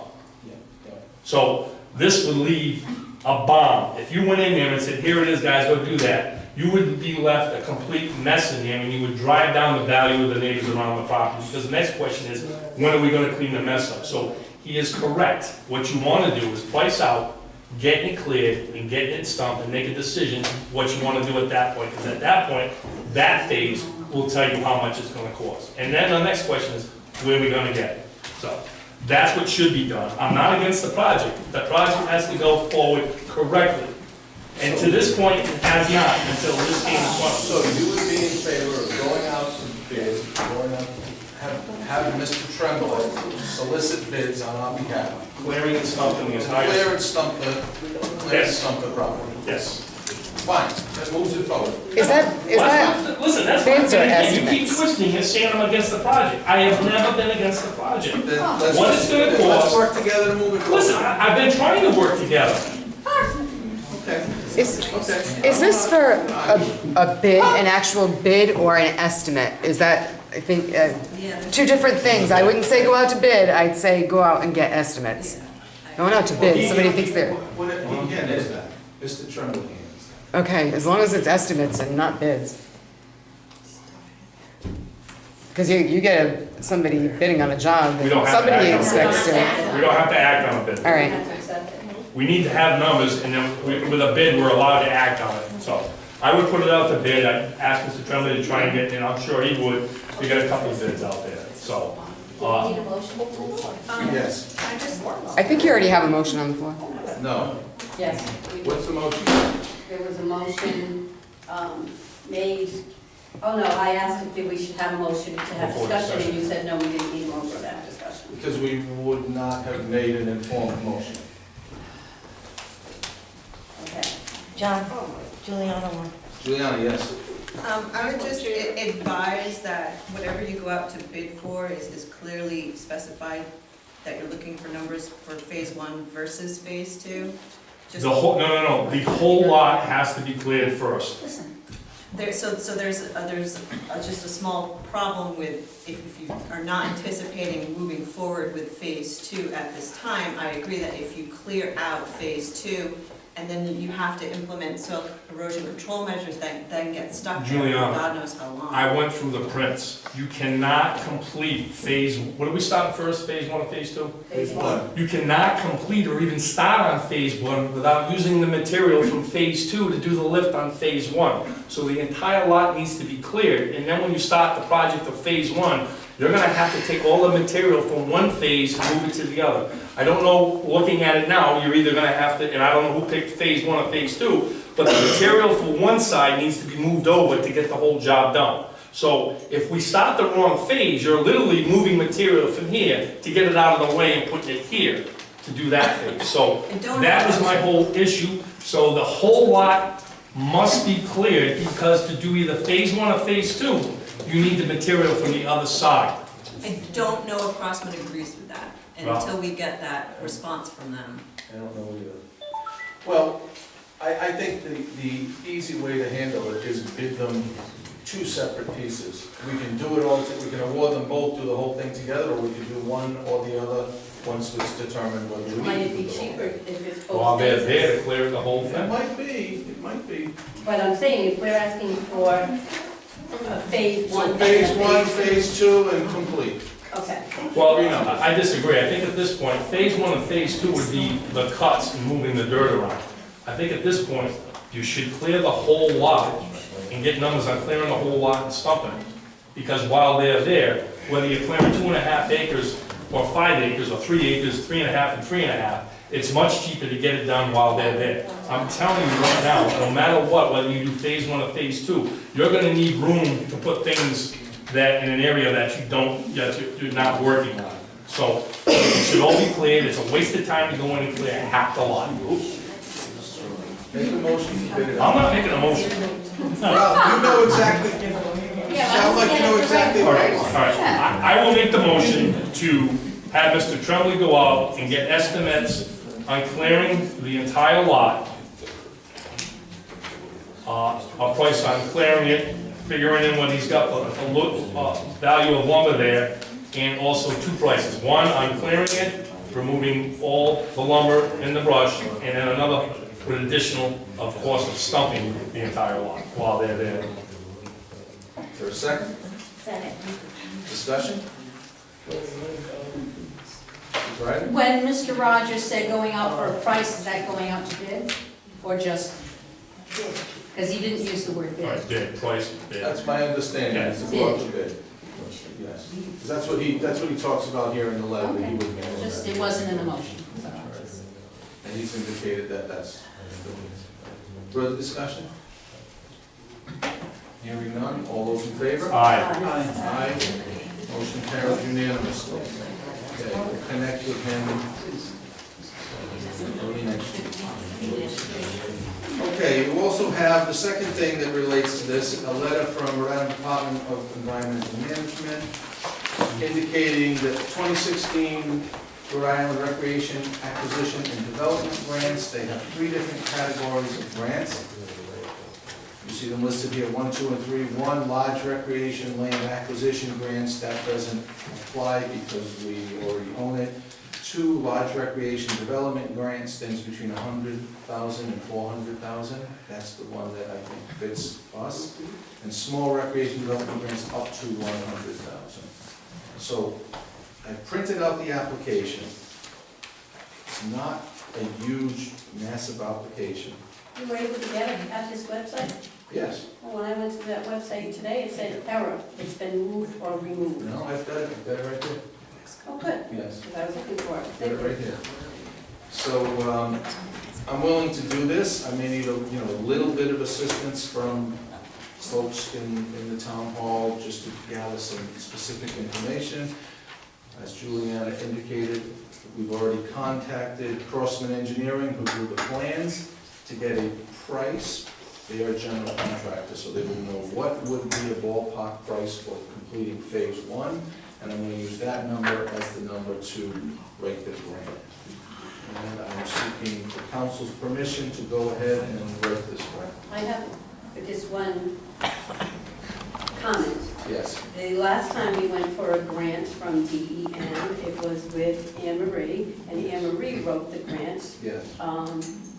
There must be some information left there, I'm not sure, that you might be able to utilize, or perhaps the planner, the current planner, would be more appropriate to write the grant. We could find it. Well, I didn't want to throw it on her desk. I'm certainly willing to work with her, but I wanted to, as I said, not cost the town any money. I'm willing to do it myself and just get a little bit of assistance.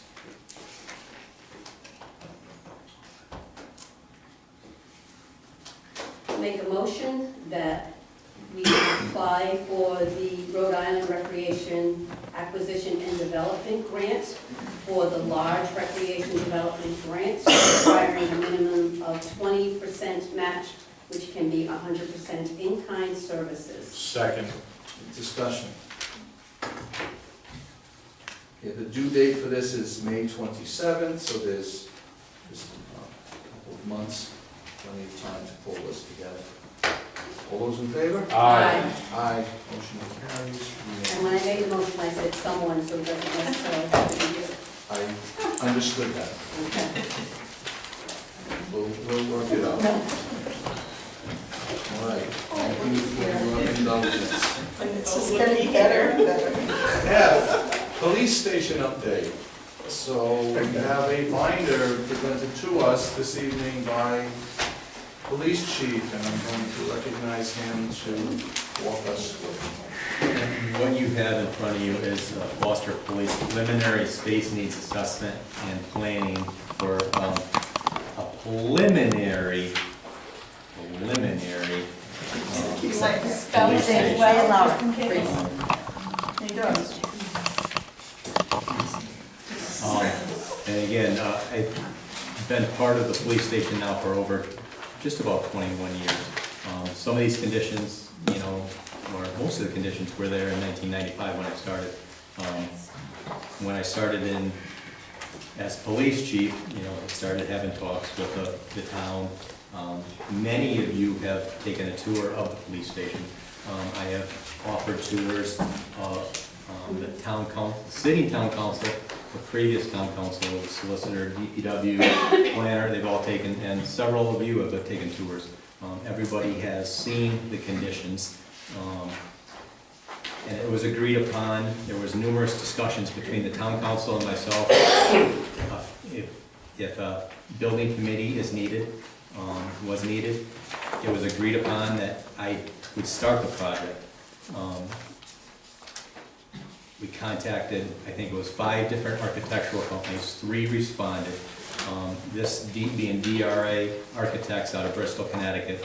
There has been the architects and the numerous projects throughout the state, law enforcement projects throughout the state, Bristol, Middletown, East Greenwich, there's a couple others, and numerous projects throughout the region.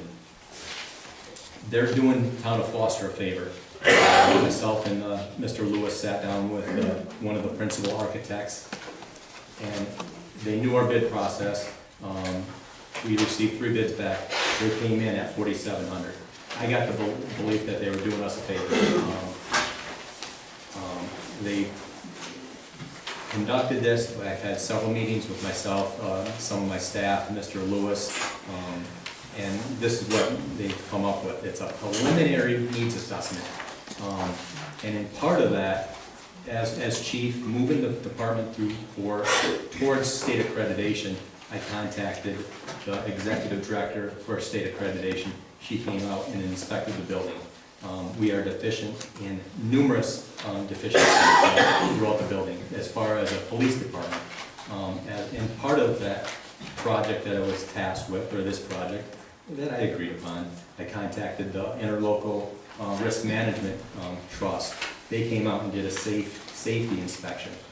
They identified 14 deficient areas that the police department is deficient in. I also contacted the state fire marshal. They recently did an inspection, and we'll be going to be talking about that in executive session. But in front of you is the preliminary space and needs assessment. Throughout it is the introduction, the current conditions, the space needs analysis and assessment. And the space needs was, we came in, measured our space, you know, and looked at other projects, similar sized projects. They took into consideration the town population, the size of the police department, future growth of the police department, future growth of the town. They looked at federal standards, state standards, and came up with this. There's a preliminary floor plans, and which, again, after a lot of discussion, either building a standalone project or attaching it to the town hall. And again, Gordon, I'm going to give Gordon and Mike Dillon the credit that, you know, that they, like, why don't we utilize the space that is provided in the town hall, the current town hall? After considerable discussion, and you know, one idea is to attach a law enforcement wing. And the idea behind attaching a wing to the current town hall, we can utilize the infrastructure within the town hall. Talking with the DPW director and the building inspector, the current heating system is designed to heat a warehouse. We can, by attaching any structure to the town hall, we can probably save close to $400,000. We can save, the septic system was designed for 31 people. By attaching it to that, we can save that, whatever that money is.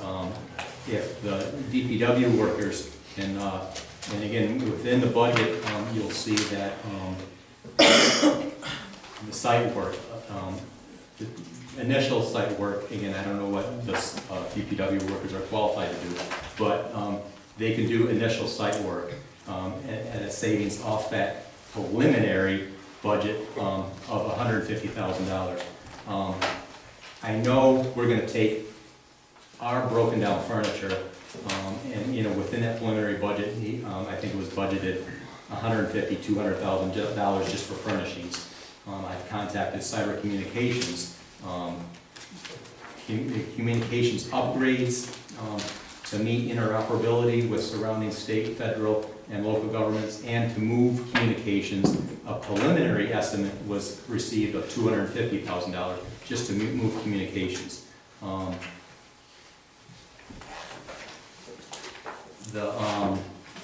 just lost where. No, I don't need that. And again, there's a lot of ideas. There was ideas of, standalone building. There was an idea, myself and several members of the council went up to Suan Creations, up on Route 6. That property is still for sale.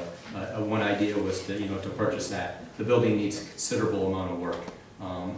At a cost to the taxpayers, to buy the property, then to upgrade it to a building, then to upgrade it to a police department. Again, the back to this, standalone building, again, I like the idea. We've worked out of this building for, I don't know, since 1960s.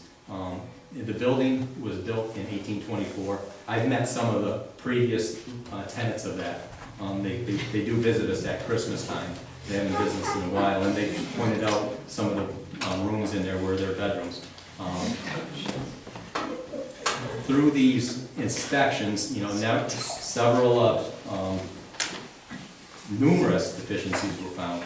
And again, if anybody does want to take my, as I call it, my $1 million tour, I can show you the deficiencies, anywhere from ADA compliant issues to safety issues. Our assistant EMA can attest to the height of the stairs, because I about knocked him out today. And he might have a scar on his head, and he's a lot shorter than I am, and I go up and down those stairs probably 50 times a day. So again, everybody that has come through has said, "Oh my God, why are you still working here?" One of the the plans are there. Again, it's preliminary. I've sent letters to the council, with just general updates throughout. In I believe it was February, the end of February.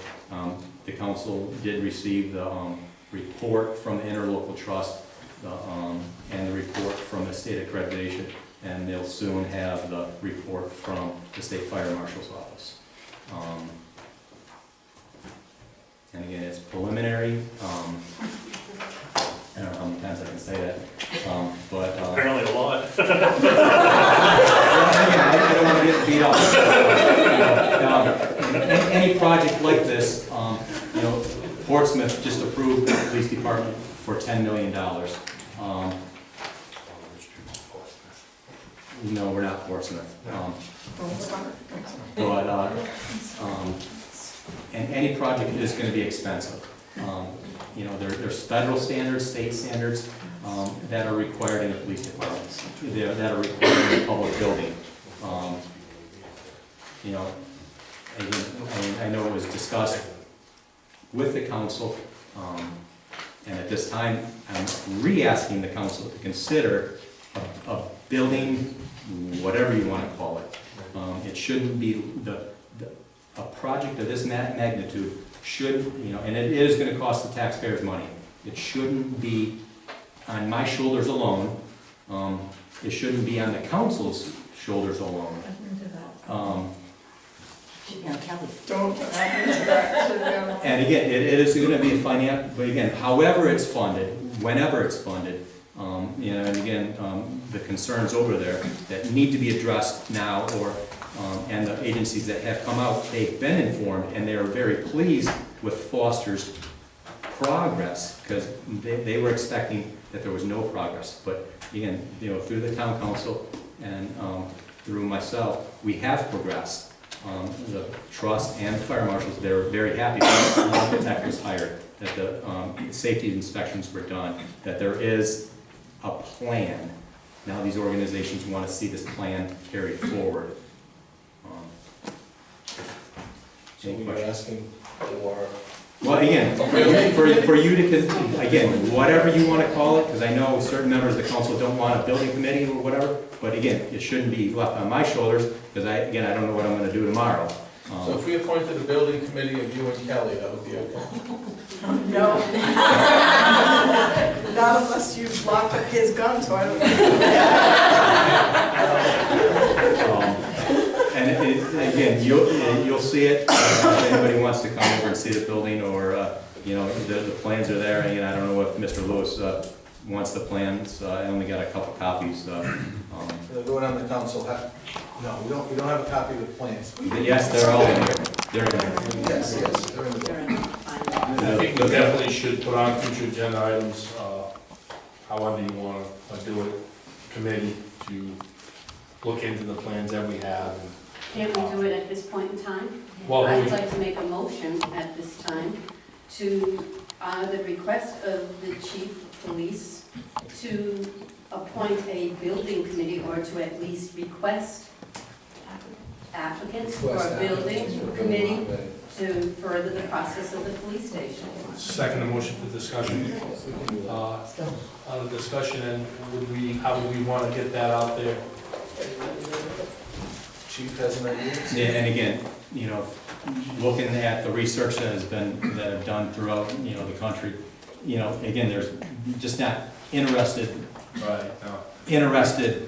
residents, but they should be skilled. And, being in Foster, for 20+ years, there is skilled people within this town, that are talented, that could be on that building committee. I'd like to add, and I would like to contact him, I think somebody would be good for that, would be Warren Duchamp. I don't know if you're all familiar with Warren, but I've talked to him before, because the chief had mentioned about a committee or something being put together, so I think I'll contact him and see if he's interested. Yeah, because he doesn't return my phone calls, so. He'll return mine.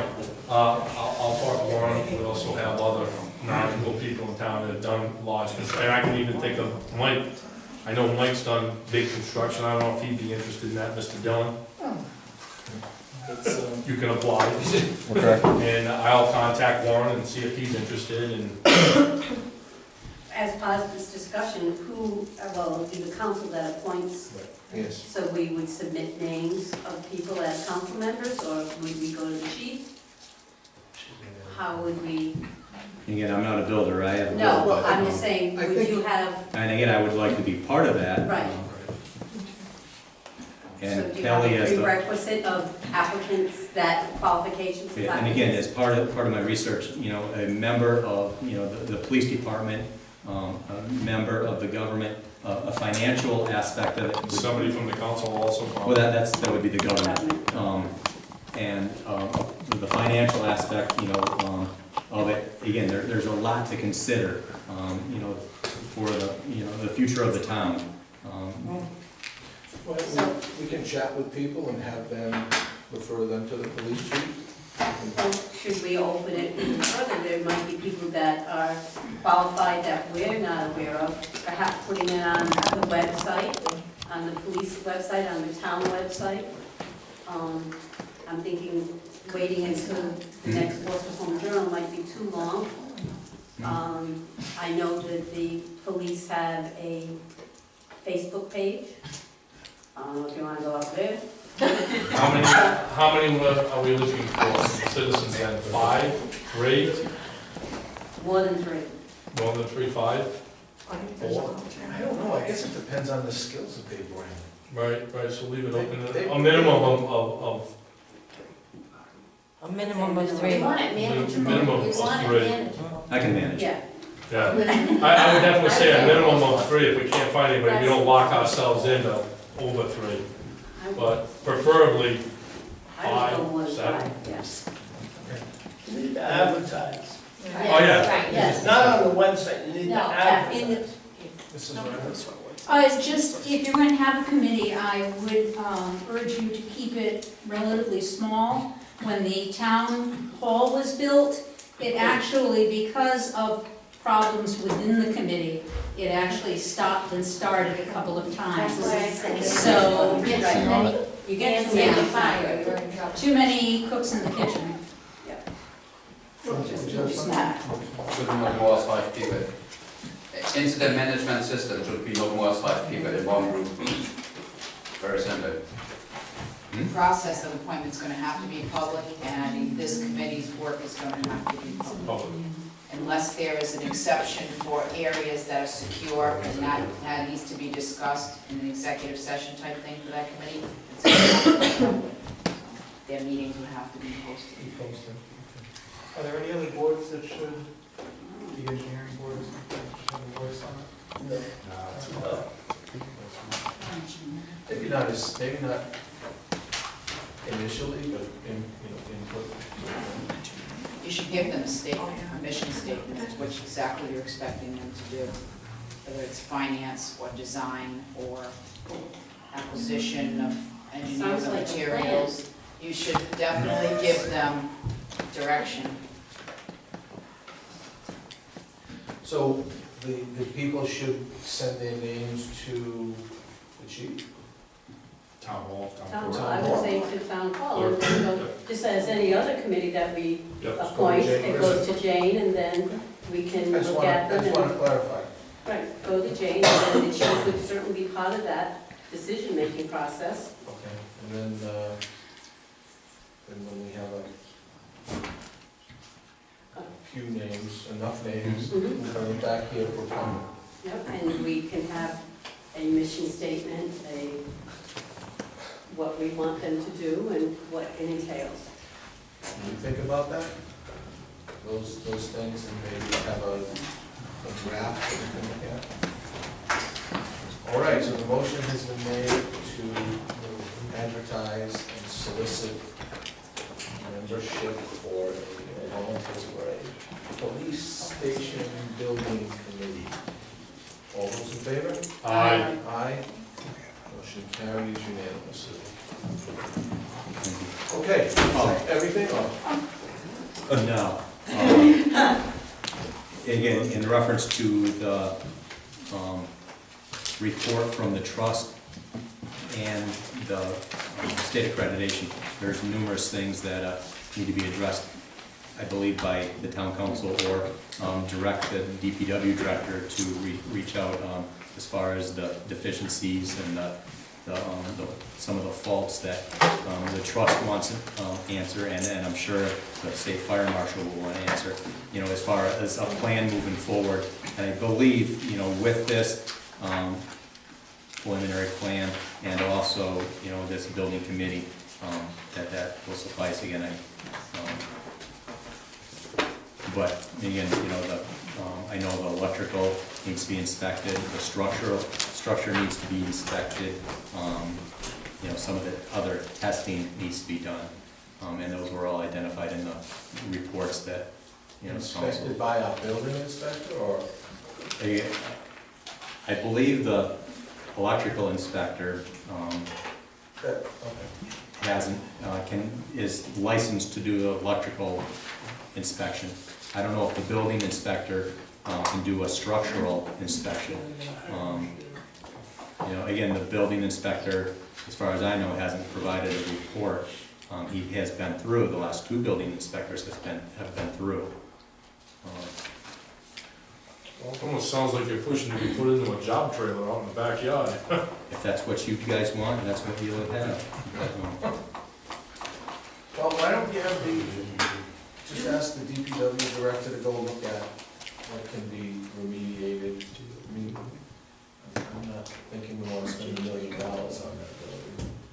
No, it's, If again, we're- for better terms, it's putting If we're lipstick on a considering, pig. if we're considering doing something new, we want to do what's essential. Anything else? No. Any questions? Okay. New business.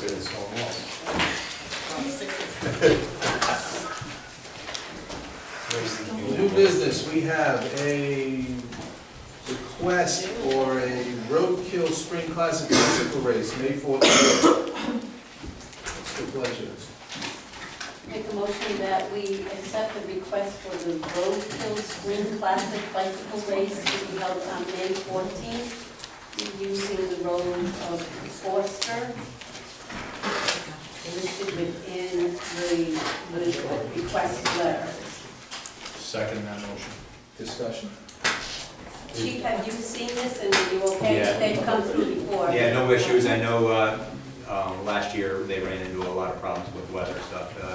We spoke, my staff spoke. It was more than what, it was actually the dirt roads were still covered in snow. It was actually impossible to run the event. It happens here sometimes. Well, I just wanted to say, just for clarification, that it's actually not a race. Are you Corey? I am Corey Yes. LaFleur. Okay. It's actually not a race. It's a challenge ride, which means you're allowed to ride the ride as hard or as leisurely as you like. There will be some people that use it for training for races in the future, but there will be plenty of people that stop and take pictures of the sites and cows and things like that. So it's not a timed event. There's no rewards for winning. There's no payouts. There's nothing like that. It's just a challenge ride or a tour of Western Rhode Island if you prefer. But believe it or not, whereas you would never want to ride your bicycle down some of these dirt roads, people come from all around New England just to ride their bikes on these dirt roads. And I couldn't do this event without Foster. So. Do you need a notice to say, I want to say race, but to say challenge? Mr. Chen asked for the letter. Yes, Mr. Savasio. When I was on the planning board, I designed 6 trails, 6 bike trails for Foster that all started at the police station and went in different places. And you would sign in at the police station and go on a leisurely tour. Oh, sign at the house, no, Bill doesn't want the responsibility. But we have some great roads for bicycling. Some scenic roads. They could stop and do their $1 million cars. You know, and Foster is actually just one of 3 towns that goes through, so it's quite an endeavor. Yeah, Westmore is very different. It starts in West Oregon and finishes in West. I was a resident of Royal Mills for 4 years. And I lived in Coventry for a year before that, so these have become my training roads. Even though I no longer live in the area, I'm back in my hometown of Swansea. I just know that this vision of mine that I started with 3 or 4 years ago could not continue in the way that I wish to see and grow without the assistance of this town, permission of this town. Are there any further comments? Questions? No. Are the residents going to be notified what roads are involved, just in case we have dogs and we need to keep them under wraps? Yeah, well, yes, what I have is I have a route that will be published on Sunday night. There's actually 2 routes. There's a long 64-mile route and a shorter 44-mile route. Both those routes have been completely mapped out with cue sheets, and upon request, I can make those available. Yeah, because it's like, how would I know whether Absolutely. I'm on that route or not? They carry plates, don't worry, Connie, it's fine.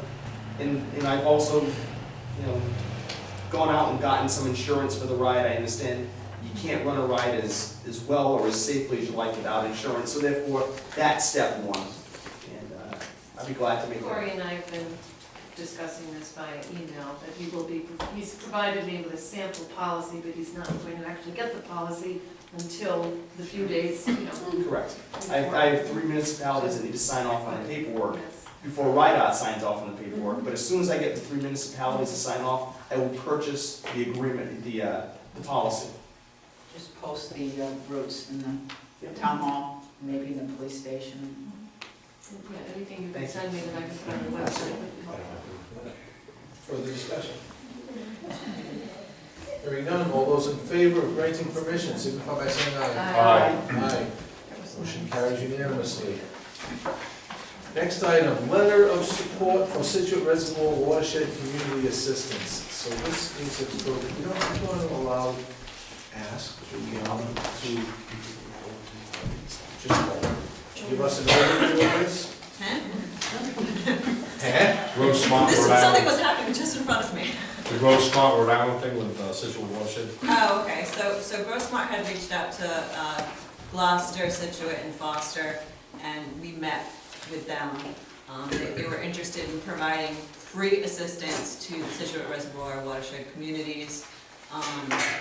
They would provide education, training, draft ordinances for anything really that we were interested in, although they provided a list of suggestions that they thought pertinent to Foster and these communities. I sort of narrowed it down a little bit from there. So all they're really seeking is a letter of support from the council that also specifies exactly what techniques you might be interested in. I thought zoning ordinance amendments to allow for basically businesses on existing farms, so sort of accessory businesses that aren't necessarily exactly farm related, but our current zoning ordinance doesn't necessarily allow it. It's very particular to what kind of business you're talking about, as well as conservation development, which is going to be upcoming probably with the comp plan, and so that's already, they can help us afterwards with that. Low impact development, design tools, since the regulations, we already have some specifically related to stormwater and road design and stuff like that. And then transfer of development rights in villages as another way to promote village growth in appropriate places while allowing our farms to continue to sustain themselves. But we're not beholden to any tools, like they can help us develop anything and we're not beholden to actually adopt anything at the end. Yeah, I'm not against Gross Smart, Rhode Island, or the worst thing that ever happened to this town was the Water Board, DEM, the Nature Conservancy, and the Audubon Society. Oh, and I'll add in the Land Trust. Right now, they probably have about half our land or not taxable at the proper rate, and they hurt our ability to support our community, and this will be further suggestions of things that they think we should be doing in area to protect most of the water in the state of Rhode Island. And promote business. And promote business on farms. We need light industry, manufacturing, and warehousing. Now, there is a dividing line in Foster. It's at Shady Acres and it runs north-south, all right? But we don't really need, I know Juliana, you're a planner, but we really don't need any help from the rest of Rhode Island restricting our ability to support ourselves, which they've done completely over these years. And every time they see a piece of land they want, they take it, and it goes on now with the new rates on the water board, it costs us money. So I'm not so sure you should do this, but that'd make me wrong. We'll make it wrong, we'll just make we have an opinion. An opinion that doesn't fit. I'd like to add before a motion is made. I've seen, and I've dealt with the name over the years quite a few times, Scott Millar, who's with Gross Smart, Rhode Island, when they try and push it in other places, the cluster development, for the sake of another word, with other towns like Situate and Forsyth, they don't have 5 acre zoning. The cluster development, which I was against, would take a parcel of land and put houses on 1 acre lots and preserve other areas of an initial lot. To me, without 5 acre zoning, we can just do that on our own, timeline like that. So there were very many things I didn't like about the cluster development that brought up issues of, the other land's common land to who, the 5 houses and the kids, then you get in the neighborhood, one guy rides his dirt bike on it, the other person doesn't want that done. So I I don't agree with the cluster development out here. I've seen how it's done in other cities and towns, but their zoning is unlike ours. There is no other town in the state of Rhode Island that has 5 acre zoning like us town-wide. So I'm very leery to grow smart Rhode Island on this part, but I don't mind it on the business end that they've been pushing. But some things that they push for that I'm in total disagreement with. But if this isn't gonna cost us anything and it's just a letter, I really don't have any problem with it. I'll fight the battle when the battle needs to be fought on other issues. I don't see anything wrong with accepting free help. They're gonna make proposals to us, if we like them, we adopt them, if we don't. Do you sign a contract? No, no contract needs to be signed. You just give them a letter, A letter of support, that's all they want. because I don't want to have too much to do with Situate Reservoir. Remember, it was their proposal for the 5 acre zone. And that's what they promoted out here in the construction field. And that was my big push against the cluster development. Right now, a large tract of land is very cost prohibitive. Putting house lots in with 300-foot frontage and 5 acre lots. That's why we don't have the sprawling development we do. But when we bring in the cluster development in the guise of saving the remaining land, you just make it very easy for a contractor to blow out houses on 1 acre lots, come in, do it and get out. It will actually increase and bring the 25 house per year thing to fruition that Ron's talking about. So, you know, you gotta be careful when you look at give to us in the mouth sometimes, because it really can be very dangerous. And some of his plans are very, very dangerous. We don't. Right, oh, No, I understand that, but Any letter is gonna come through me, Yes. please, because I have to make, well, any, might be drafting it. Any letter that's gonna come through me has to come through me, because I wanna make sure there's no condition that their opinion has to be weighed in any way Because by the council. They have no seat on the council, in other words, because they pushed that in other things. Oh, no, they Providence wanted to they don't make it a want seat that. on our zoning board. Well, that's They don't what want I'm to be reading on it. here. They don't get a seat on the council. Yeah, they don't want that. When I'm reading here, it says that GFRI, which is Gross RI, will then make the final arrangements for funding from Providence Water for the support needed to meet your needs. That's a little red flag to me. Providence Water wanted a seat on our zoning Right, board. that's why, a little red flag, we're gonna pay for it, what do we have to give in return?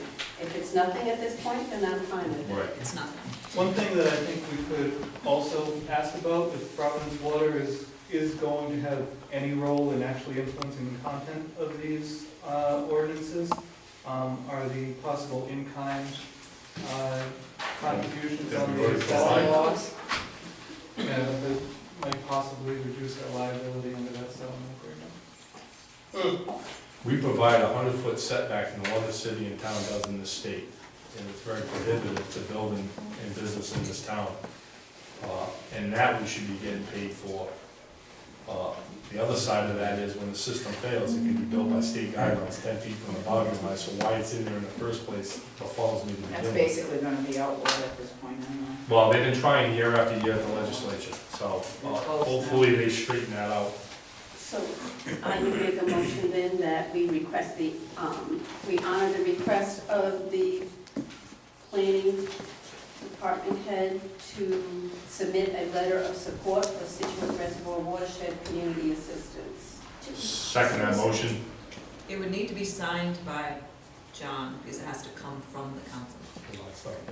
That's common. Well, and also to be reviewed by the solicitor prior to Mr. Lewis signing it. Second that motion. and it's based upon her recommendation. Right, that's what I said. All right, made and seconded, discussion? Hearing none, all those in favor? Aye. Aye, motion carried unanimously. Okay, moving to the next. This is something that came up at our budget hearings and last year as well, requiring financial statements and standard policies and procedures for non-town entities receiving appropriations. We had a discussion, some of these agencies give us great detail about the balance of their funds and how much they spend and all their financial transactions, and other agencies give us no information whatsoever, so it's difficult to assess on the ones with little documentation if they're doing a reasonable job with taxpayers' money, so. Kelly, would you like to just weigh in on this a little bit? It's not a surprise, I asked it before the meeting. And I said, not really. Basically, it really did start when FEMA came out last year, when we were requesting money and we had a project. They asked what our contracts were and what their obligations were, the outside agencies, when we give them money. And we said we didn't have a contract, which they didn't believe. They thought I was just not in the know, so to speak. And no, we don't actually have some sort of a written agreement. The auditors brought that up several times as well. Do you have a written agreement with the agencies that you give money to? Do you obtain financial statements? Because sometimes that's a requirement. You'll see that, Carol will see that for human services, when somebody wants money, some of them will issue financial statements, audited or otherwise, to give, to request monies for proof that they're using the money a certain way. We don't have really any of that. We have, what's the word I'm looking for? We have some policies or requirements or requests that we make, and sometimes they're honored and sometimes they're not, and we don't have anything formal that will dictate, okay, well, we do ask that you give us quarterly statements or annual statements, and that we ask the same of each agency, so one is not being more harshly judged simply because they supply the information versus one that did not supply this information, and you have to take their records at face value, or their request at face value. So there's multiple things. It's not uncommon, for example, when we're given money from the state or the federal government, there are provisions that we have to make. One, that we're gonna follow their guidelines. So if they have provisions, if they have guidelines for our internal controls, they require that we follow what their internal controls would be, so that they can prove that at least they're monitoring the money that's given. And, you know, they don't have to be as severe as ours because they're volunteer agencies, they're not necessarily working in this field, but you should have some guidelines and some provisions. And I have to ask something to know, tell you why. When you say appropriation in your language, in your term of art, what do you mean by that? Is that without strings? Is that with strings? Are you creating strings? I'm gonna give you this That's a flat money without support, with little or no support. That's an appropriate, well, you can give actually an appropriation to an agency and still require support. An appropriation is just a flat amount. So in other words, if we are appropriating $50,000, we're giving exactly $50,000, versus if you are budgeting $50,000, you might give 47 because that was the cost of their expenditures. So that's the difference. The term appropriation has no connotation in that you're going to tell them what to do or require a reporting of what they've done. Either way, you can or you can, it depends. You can, it doesn't prohibit that, no. You can, and this is what I need to tell you before you consider this. We have been involved with the State Attorney General's office. Coming down, the Open Meetings Division has come down hard on the ambulance corps and the volunteer fire people. I spoke to Aaron Moslin a couple of times in the past month, and I volunteered my time privately, now in town time, to help him fend off the Attorney General's office. And I'm doing that now for all, to get a ruling for all of the fire departments. In that, they are not part of the town. If they are part of the town, and I feel that this appropriations and reporting could cause that to be, as far as the Attorney General is concerned, he's gonna look at this, or his open meetings unit is gonna say, if they're getting money from the town, and they're reporting back somehow to the town, there's a requirement, then they may be very well part of the town, therefore they're under open meetings, therefore they have to report everything, therefore any decision of who they take in or how or why has to be public, which could really hinder the operation of the department. To outside, it's not even inside the town, outside the town. So while I'm trying to fend off the open meetings because I don't believe it's in the best interest of the fire departments to have to comply with that type of thing, this type of contact with the town can give them the argument that in fact they are part of the town, they are functioning in a very basic capacity doing fire service for the town, because without them, we have nothing else. And a town must have some, fire suppression service. I would wonder if even without the reporting requirement, just by virtue of the fact that they're receiving money from us, that they might already. So far, that has not been the ultimate factor, so far. Because we've been able to argue that, for example, the ambulance corps also gets money like that. Other libraries, we have no control over the library. There are other agencies that get money from the town, but they are not considered part of the town so far. I think I'm on the threshold though. But the more we appropriate on a regular basis, and the more we require any communications back, That's the key. yeah, the more I'm not gonna be able to argue that they need to be able to function on their own as a volunteer organization, and they become restricted by everything the government wants them restricted by. And the reason is not because we want to exclude anybody, but that they're gonna need attorneys, because they're gonna have lawsuits, and they're gonna be, have the same thing that a town has, and then they're gonna need to hire attorneys. These are volunteer organizations. But again, on the other side of the coin, there's always the other side. I'm not advocating for either or. They receive hundreds of thousands of dollars from the town between the fire department, ambulance corps, and the libraries. And to have no accounting to some extent when they come and ask, it opens the door for them to say, hey, I'm asking for X, and I don't have to give you any information. So there's two sides of the coin, and that's the path we have to walk through here. And that's, I think, the reason why it came up, and we're in budget talks, and many questions come up that. And you have to take a term in the term of art that it's given. So to an accountant, appropriation means something special. To a lawyer, making something else. No, I understand. This evaluation is done actually every single year through our audit process, because they have to determine whether or not they're a quasi-agency of the town. That's what determines that Foster Land Trust is part of our financial statements. There's a whole slew of requirements that have to be met. One is the reporting, but the major component is whether or not they report directly to us. They have their own board, they spend the money, they create their own budget, they don't have day-to-day management intersection from. You have no control over how they spend their money, and the town council even has no But control having no over control their over it assets. and having some accountability, they're two totally different things. Well, I'll let you argue that. Well, it's actually, they follow the standards that are written in the guidelines. From an audit standpoint, they have to meet they do this checklist every single year. What constitutes a quasi-agency versus a separate organization?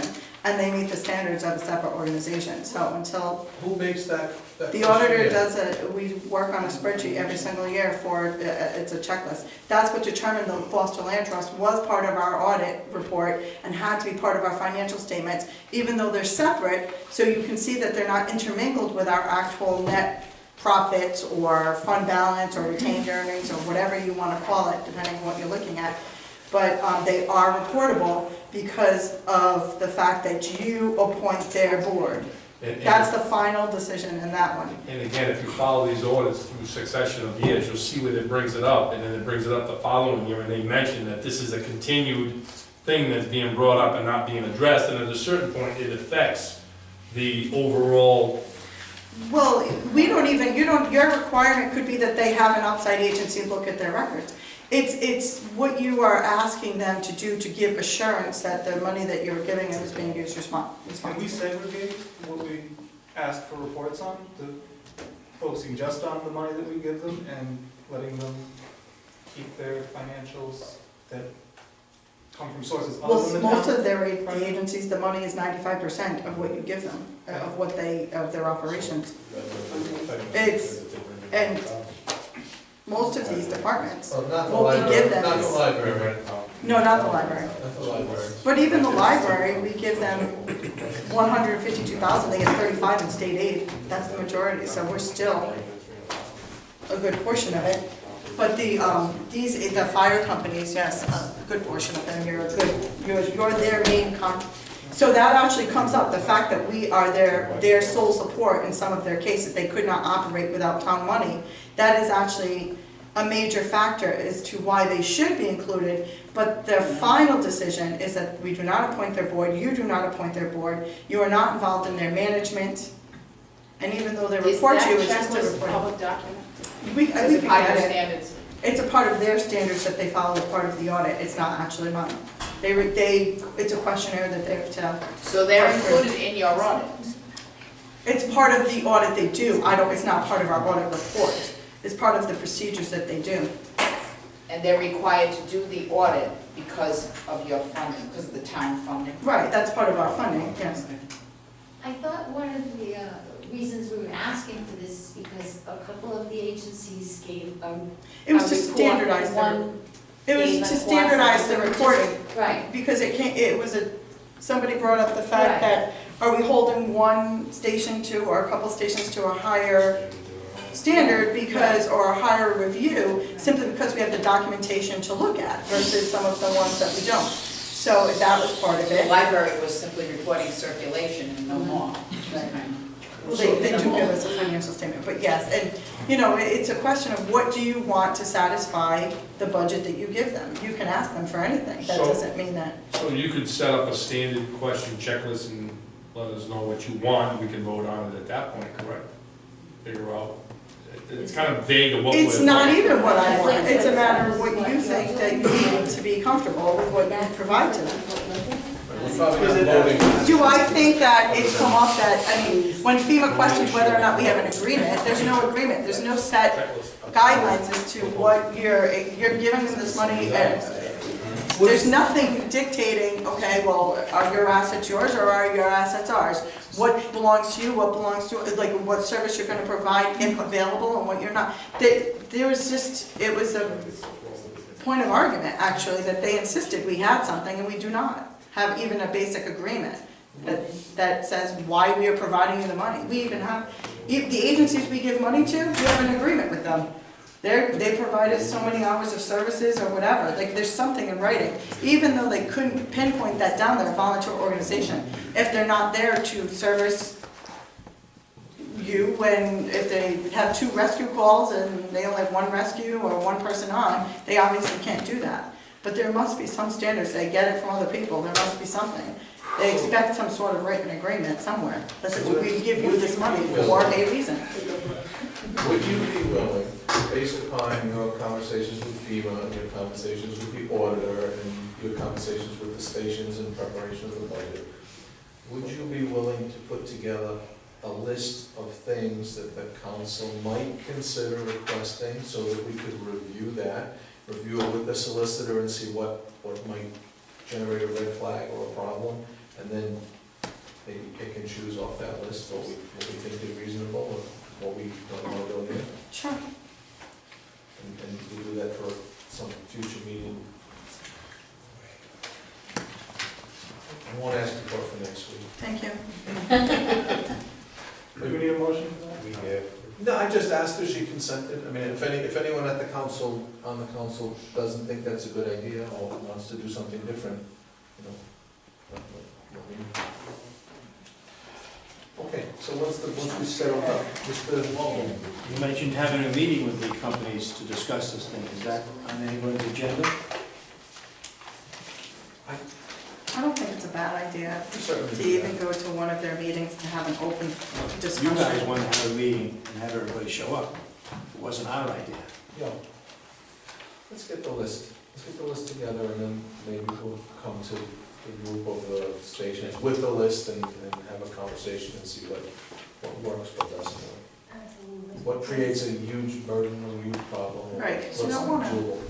put too much of a burden. Probably meet the engineering board, right, Tom? The bottom We line could is just go from the volunteer. engineering board. Like, I'm the treasurer, I volunteer Let my them know if time. anybody wants to You show put more up. work on me, I I may have think to all the step members down. from all the stations. You know, I can't be running, can see what I we're think doing. I run a pretty good QuickBooks report for you, it says everything that we spend Even on if we money. have to provide somebody with QuickBooks so that they can use it, because it's a Right. pretty Well, user-friendly we bought program. QuickBooks, Right. you know, we fundraise. Mm. And that money's separate from what you give me, and I can show exactly everything we spend to the penny. And nothing's wasted, I think you can see that. We'll have her put something together, she's consented to do that. Yep. We'll discuss it with the different companies. Absolutely, because it's gonna, Before it's anything's gonna come all down to done. certain things. Okay, so that would be, we'll carry that to a future agenda.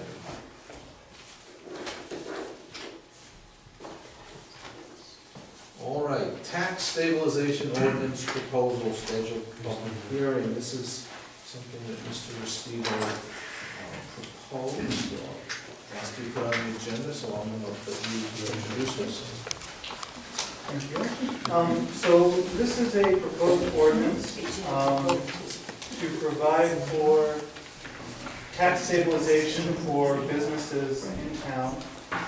In order for this to actually go into effect, it does need to be approved at the financial town meeting, which is why I think it's timely to consider it now. It also needs to be approved as an ordinance by the town council. What this provides for is basically 3 different levels of tax relief for businesses in our general business mixed-use zone, as well as the neighborhood commercial, and we have a third one that's designated for commercial. Industrial manufacturing. Yeah, manufacturing industrial, yeah. So it sets up 3 different categories for projects that cost between $100,000 and $1 million. There's a phased stabilization where in the first year after the project is completed, 100% of the increase in value on that property is exempt from taxation.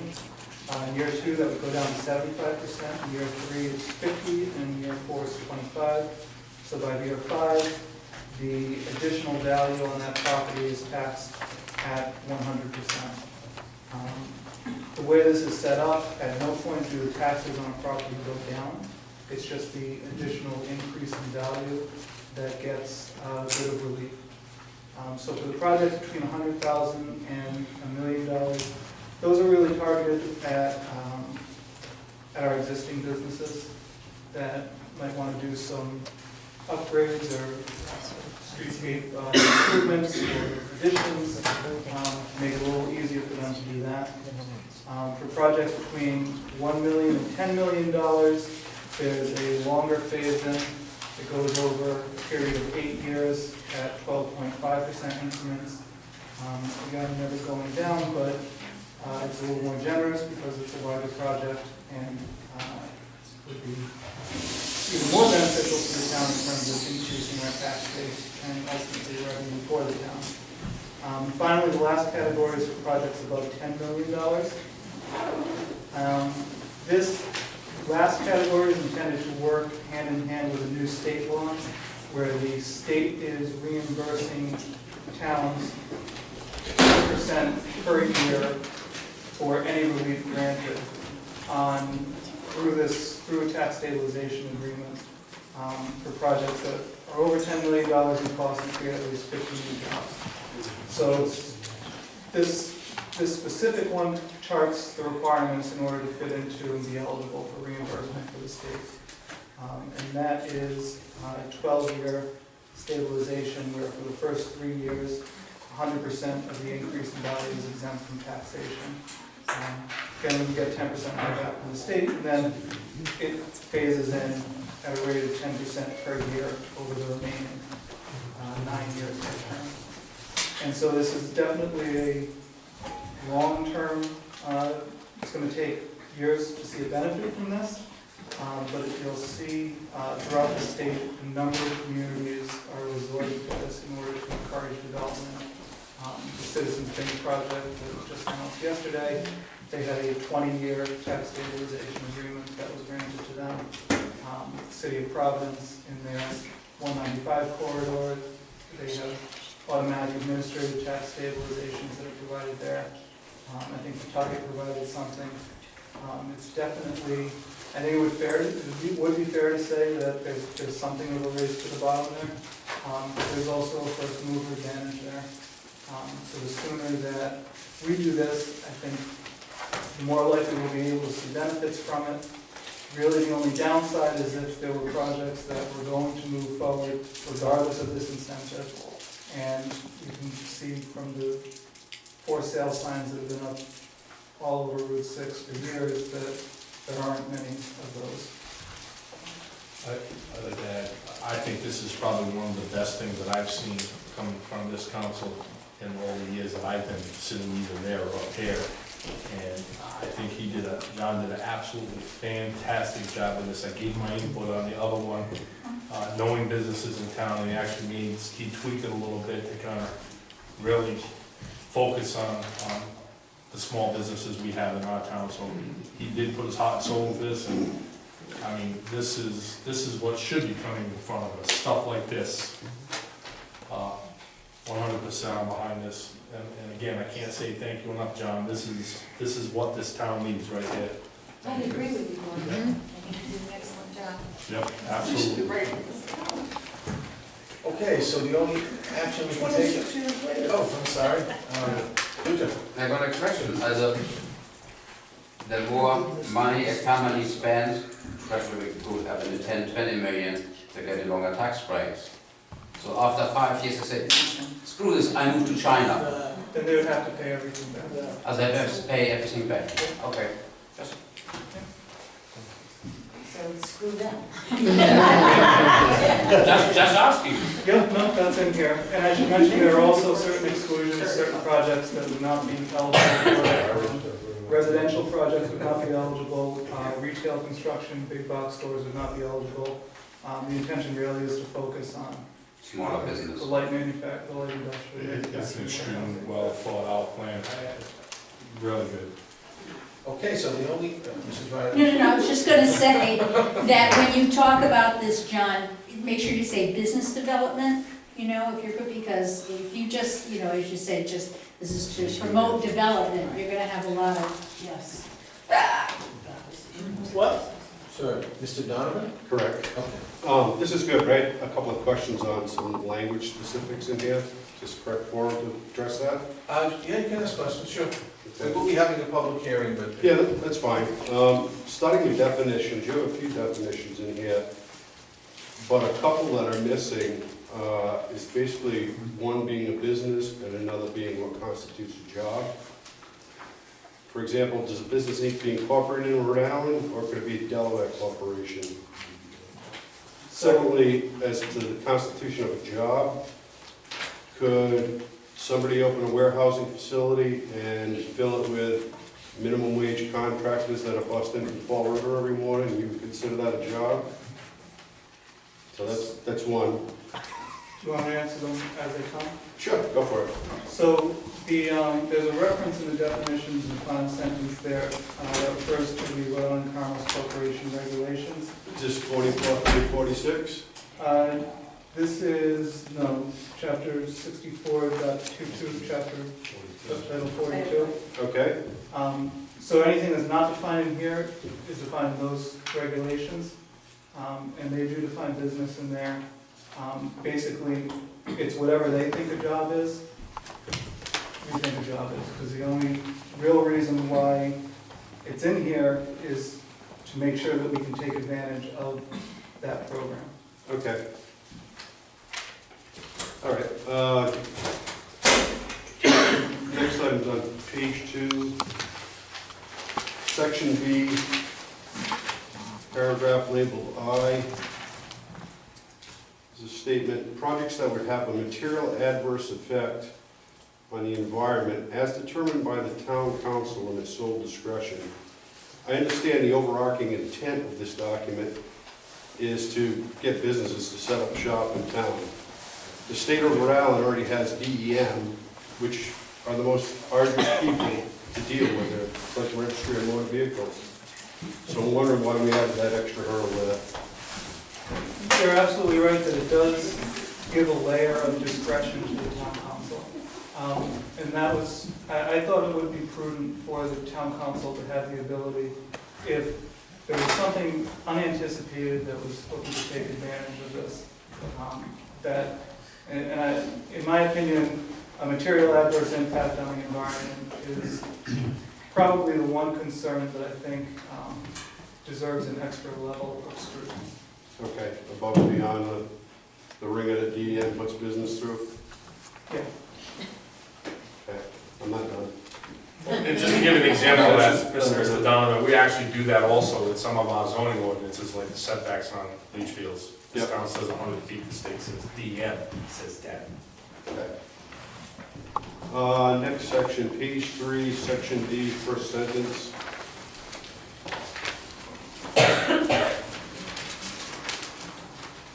Mr. Lewis, was this available to everyone, this document? Because I don't think it was, I'm not sure how Mr. Donovan got a copy. It was, We're actually meeting the public hearing part of this, really. yeah. Could we do that? Could you hold your questions until the public hearing? Sure. I can Just because no one else has a copy of the document. That's fine. I give John a copy of the questions that I wrote up and I wouldn't let you know. That'd be great, thank you. Okay, so the only action that the council can take this evening is to move it to public hearing if you so desire. I'll make a motion to move to public hearing. And second? Second. Discussion? Hearing none, all those in favor? Aye. Aye. Opposed?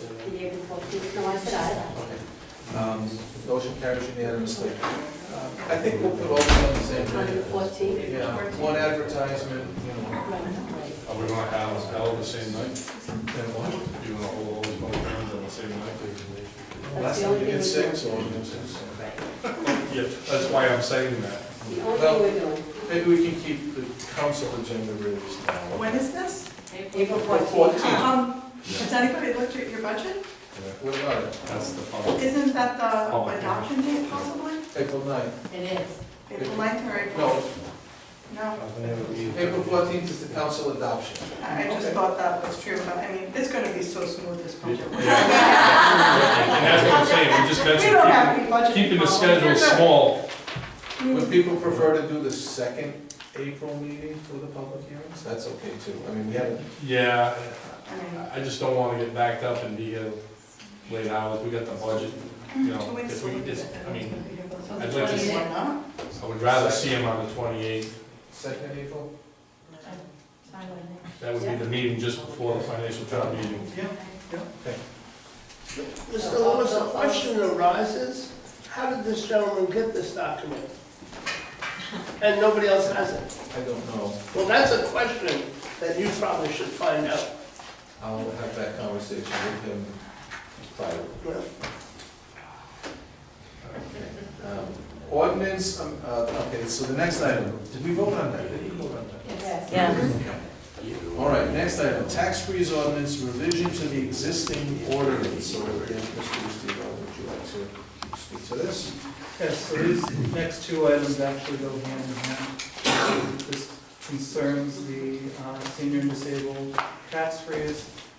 What this particular revision does is it provides that the existing ordinance remain in place, but that no new applicants be accepted under the existing ordinance as of December 31st, 2016. And the next item is the ordinance that would accept new applicants after December 31st, 2016. Okay, so we have to deal with these two things separately, two separate proposals, two separate votes. So the first one being to amend the existing ordinance to allow no further applicants under the existing ordinance after December 31st, 2016. This would need to go to public hearing to amend any ordinance. So is there a motion to move this forward to public hearing? I'll make a motion to move this forward to public hearing on April 28th. April 28th, is there a second? Second. Any discussion? Discussion. There were some comments that there were people that wanted this to end all at once, okay? So, in other words, even the people that were on it would fall into a new ordinance changing their status. everybody clear what I just said? It's very important to the town that the ordinance of the people on it stay on it, because what it will force is, it will force more properties to immediately come up for sale. It will force land to come up for sale. We already have depressed prices because of all the bank foreclosures. You're seeing that in your growth in the school, and Kelly, I made Kelly laugh last time, but, Don't go there. okay, well, so you must keep your prices stable. You must not force prices to be further reduced, allowing new young people to come into the community and flood your schools. It took a long time to get up to this point, and it needs to ease itself out to Mr. Restivo's second ordinance, I think. Isn't that grandfather, are they grandfathers? Yes, but you could change it. But we're not. I know, I'm saying, it's very important you don't change it. The That's my point. conversation last year and the conversation this year, grandfathers everybody. All right, yeah. Everybody. There's no, anyone who's on the tax rate sees no change. All right, that's it. Am I speaking correctly based on? Yes, and actually, what this says is, it says no new applicants, but it does specifically carve out spouses, for instance. They would continue to be treated as the same applicant. If you're making adjustments to who technically owns the property for estate planning purposes, it's fairly clear that whoever's on it gets to stay on it. Okay, so motion's been made and seconded to move this to the public hearing, further discussion. Mrs. Ryder? This isn't about that, but I know when Mr. Restivo was talking about the tax stabilization ordinance, he mentioned that it would have to be approved at a financial town meeting. Were you thinking this financial town meeting? And if so, if you don't hear it, there's no public hearing until the 28th. And then, do you have enough, because you can't vote on it that night, correct? You can? You do it all. As long as we don't amend, unless we don't Can't amend introduce it, it and vote in the same time. we introduced it Tonight, we can Right. have the public hearing and vote on it. today. Public Right. hearing will be a Just subsequent. wonder if there's enough time before the financial town meeting. But if somebody wants to amend it, then that's it. Well, I think we could technically pass it after the financial town meeting approved it. I don't think it's necessary that the ordinance be approved after we, as long as we get authority from the financial. Yeah, no, we don't have to have a finished ordinance Friday. Okay, let's just. I have a question on one of the wording here. What is a customary home occupation? That's the next item. That's the next one. And next item on the agenda. Are you doing We're this still one on first? item E. We're still on item E. They're listed separately. It's this shorter one. Okay. Mr. Donovan? Yeah, I have a question. Last year, this was discussed, last April, and after that, I was under the impression that the council needed to go to the General Assembly to have them modify the existing law before they could modify the senior and disabled tax rate. Is that correct? What we were told by our Mike Chippendale? representative, Mike Chippendale, Yeah. is he instructed us to go ahead and draft the ordinance as we would like. Mhm. Approve it locally, but it wouldn't go into effect until it was approved at the State House. So we approve it locally, submit it through him or through Senator Kettle to the State House, and then they enact it up there. But last year when it came up, it was, we asked for enabling to do it, and he said, no, you need to give us something specific, give us exactly what you want, send that through, and we'll entertain that. Okay. All right, so, any further discussion on this? All those in favor of moving this to public hearing, signify by saying aye. Aye. Aye. Carried unanimously. So the date then is? 28. Okay, the last ordinance proposal. Now, this is the tax freeze ordinance that would supplant the one that would be terminated. You want to introduce this, John? Yes, and just to be clear, for new applicants. New applicants. So it's largely the existing ordinance, the bones of it come from the existing ordinance.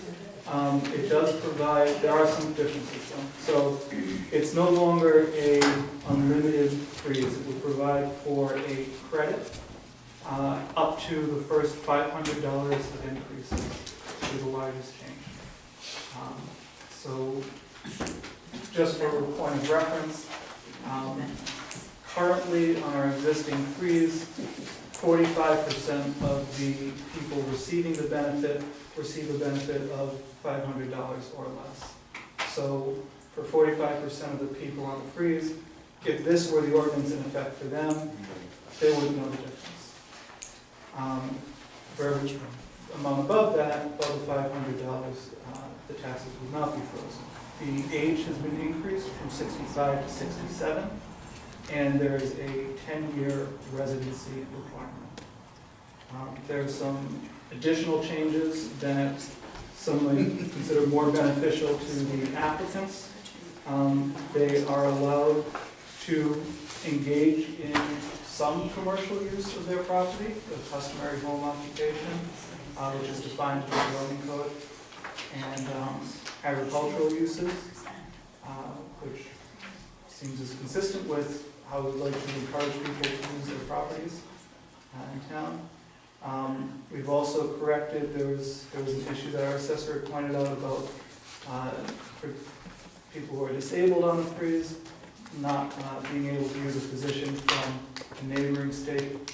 This does allow them to get a certificate from a physician other than a physician just licensed in the state of Rhode Island.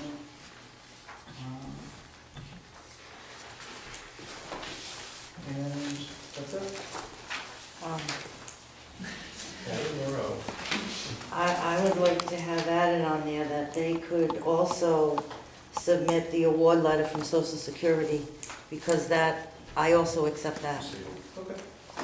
And my other question, go back to, what is a customary home occupation?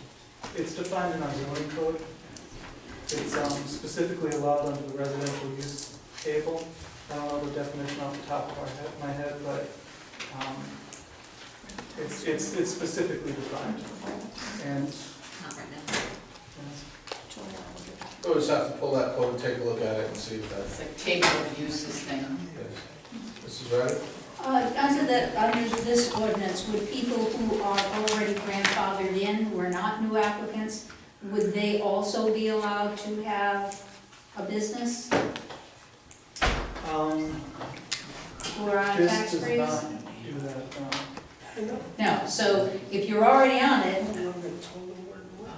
then whatever part of your property you were using as part of the business would no longer be tax frozen, correct?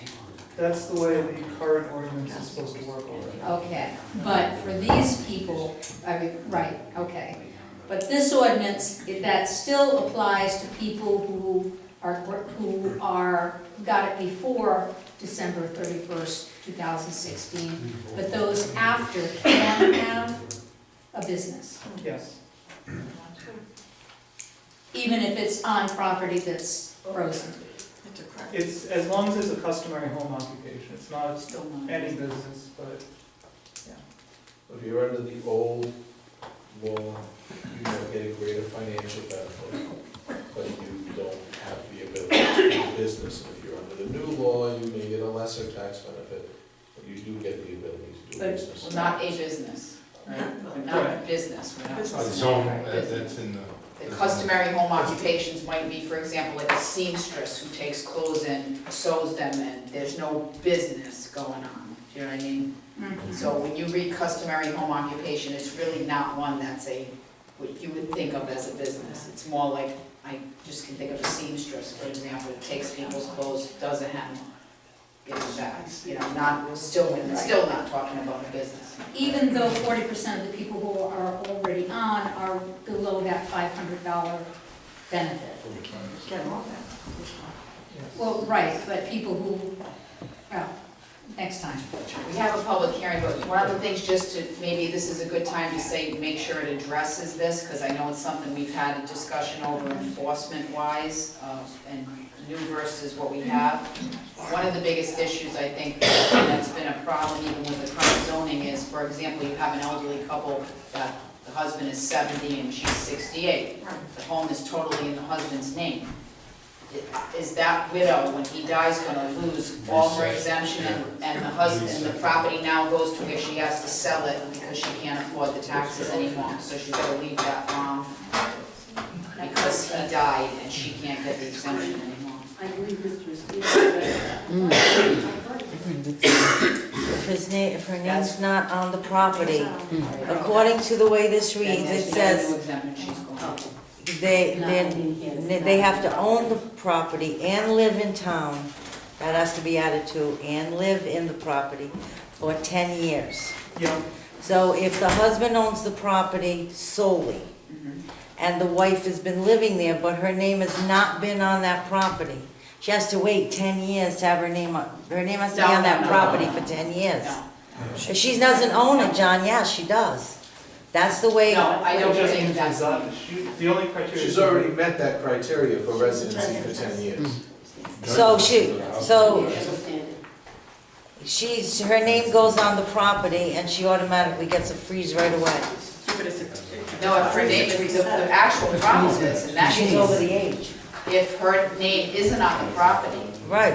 she would, as soon as the husband dies, she would lose the right to have that property at all, because her taxes are gonna go from whatever was frozen to current, and more Right. than likely not be able to pay that at that point. And that's how farms get sold and broken up Wouldn't into she a be bunch able of house to, lots. wouldn't she be able to refile for it? No, because now it wouldn't be the same. But she'd have. She'd have to refile. our She, wait a minute, she would have to, my reading, this is what we've been discussing, she would have to refile, but if he had the tax break, say, what the freeze 5 years ago, and she's filing in the 7th or 8th or 9th year when he dies, they're gonna revalue from 10 years ago to now, and that could put her out even if she gets the freeze. But that's our So- current law.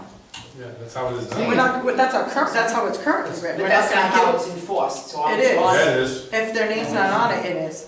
I don't think it is. Yeah, it That's is. a If good their name's argument. not on it. So I think that's right, it needs to be, It it needs to be, If it's their name's very not on clear. it, Well, yeah. keep your spouse off the property. It needs to be very clear. There are, Maybe you could all get together. Well, and wait a discuss minute, it. Brian. And Christopher's speaking, I'll recognize you next. If somebody is already on the freeze and grandfathered in and wanted to have a little business at home of an approved sort and was agreeable to going down to the $500 rate instead of the $1,000, would they be allowed to do that? Come off the old freeze Yeah, and go on under the old the new freeze, law. you know, instead of having the $1,000 exemption, say, well, we need a $500 exemption because now I do want to sell some clothes. In reality, most of the 45% that are currently Yeah. 500 and under are Right. probably between the ages of 65 and 75. I'm guessing that the 35% are in the 80s and high 80s, and they really don't. Never know. Well, yeah, I do know. It's Yes, not I do know. true. It's I not don't true. think there'd be Has anyone on it? anything precluding somebody to The come value off of the it. old one and reapply under the new one, I don't think. I have a 100-year-old list, leave them alone.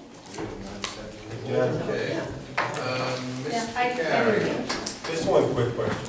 The new present ordinance, when you have, say, 40 acres and a house on it, you're only frozen for 4.6 acres in the house, and the rest of the property is taxed. Now, would the new ordinance with the $500 include the entire property with all the acreage? It's not based on the property, it's credit. It's all part of the same house, and It would work the same way the existing one does.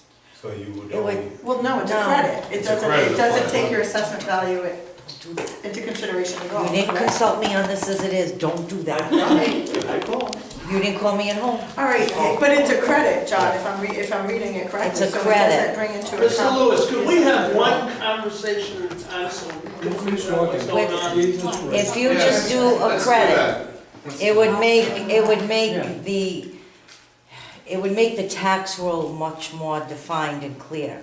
It's a credit, say, tax-free $500 off the entire assessment or taxes. It's a tax. It's a not an tax. assessment. It's off the assessment or the tax? It's not off the assessment, it's off the. Off the taxes, Taxes, okay. so it's a credit. So I'd have to figure out I what it's thought off, how much it is the off the intent was assessment. that your taxes would not go up more than $500. Which means That's it's a it. credit. When your You don't taxes get a go up $500 $500, then you have to pay the addition. If your taxes go up $20 one year, you get a $20 credit. They go up Yeah, $100. until it goes to Till it $500, gets then to after that, $500. you have to pay the addition. And it'll be for your entire property. Right. It would be on the entire property, because as it is right now, you have to separate the house from the rest of the land, that's two separate bills. If you just do it on a credit off the whole thing, Your tax bill. it's a much cleaner tax roll. It's the whole tax. So it says the credit applies to the dwelling house and the assessment lot in which it's Well, now they don't. That's the whole thing. So it would be the whole property, So it'll be yes. the whole property, not just the five. It makes your tax roll a lot cleaner.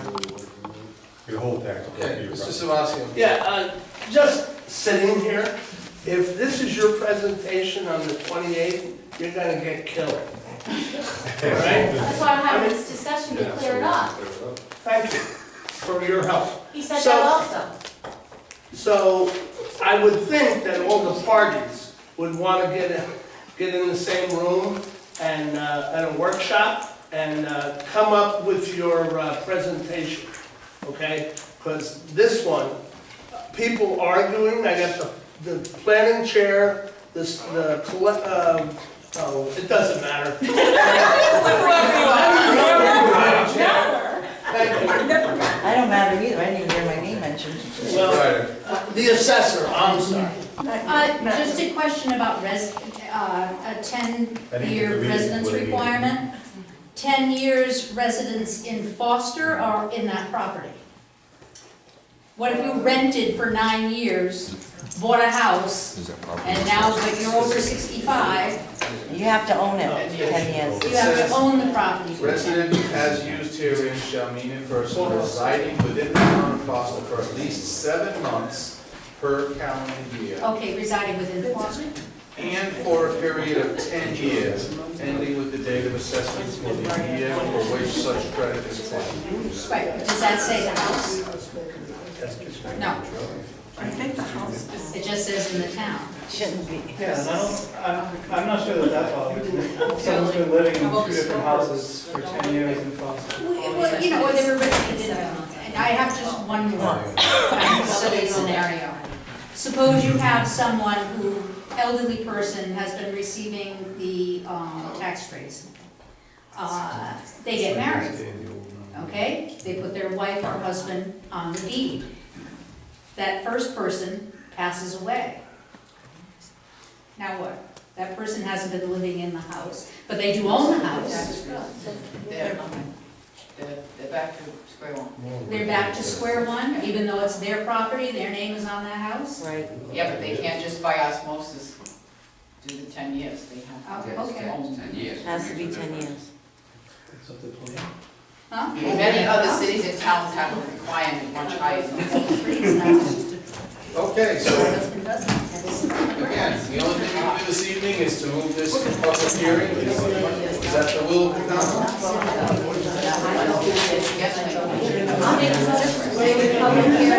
We really have to be able to hear the motions, please. I make a motion for this public hearing on April 28th. For a second. Discussion? Hearing none, all those in favor of moving this to hearing? Aye. Unanimous. Okay. Budget. Sure. Okay, it's been requested that we take a short break before we get into the budget prep, so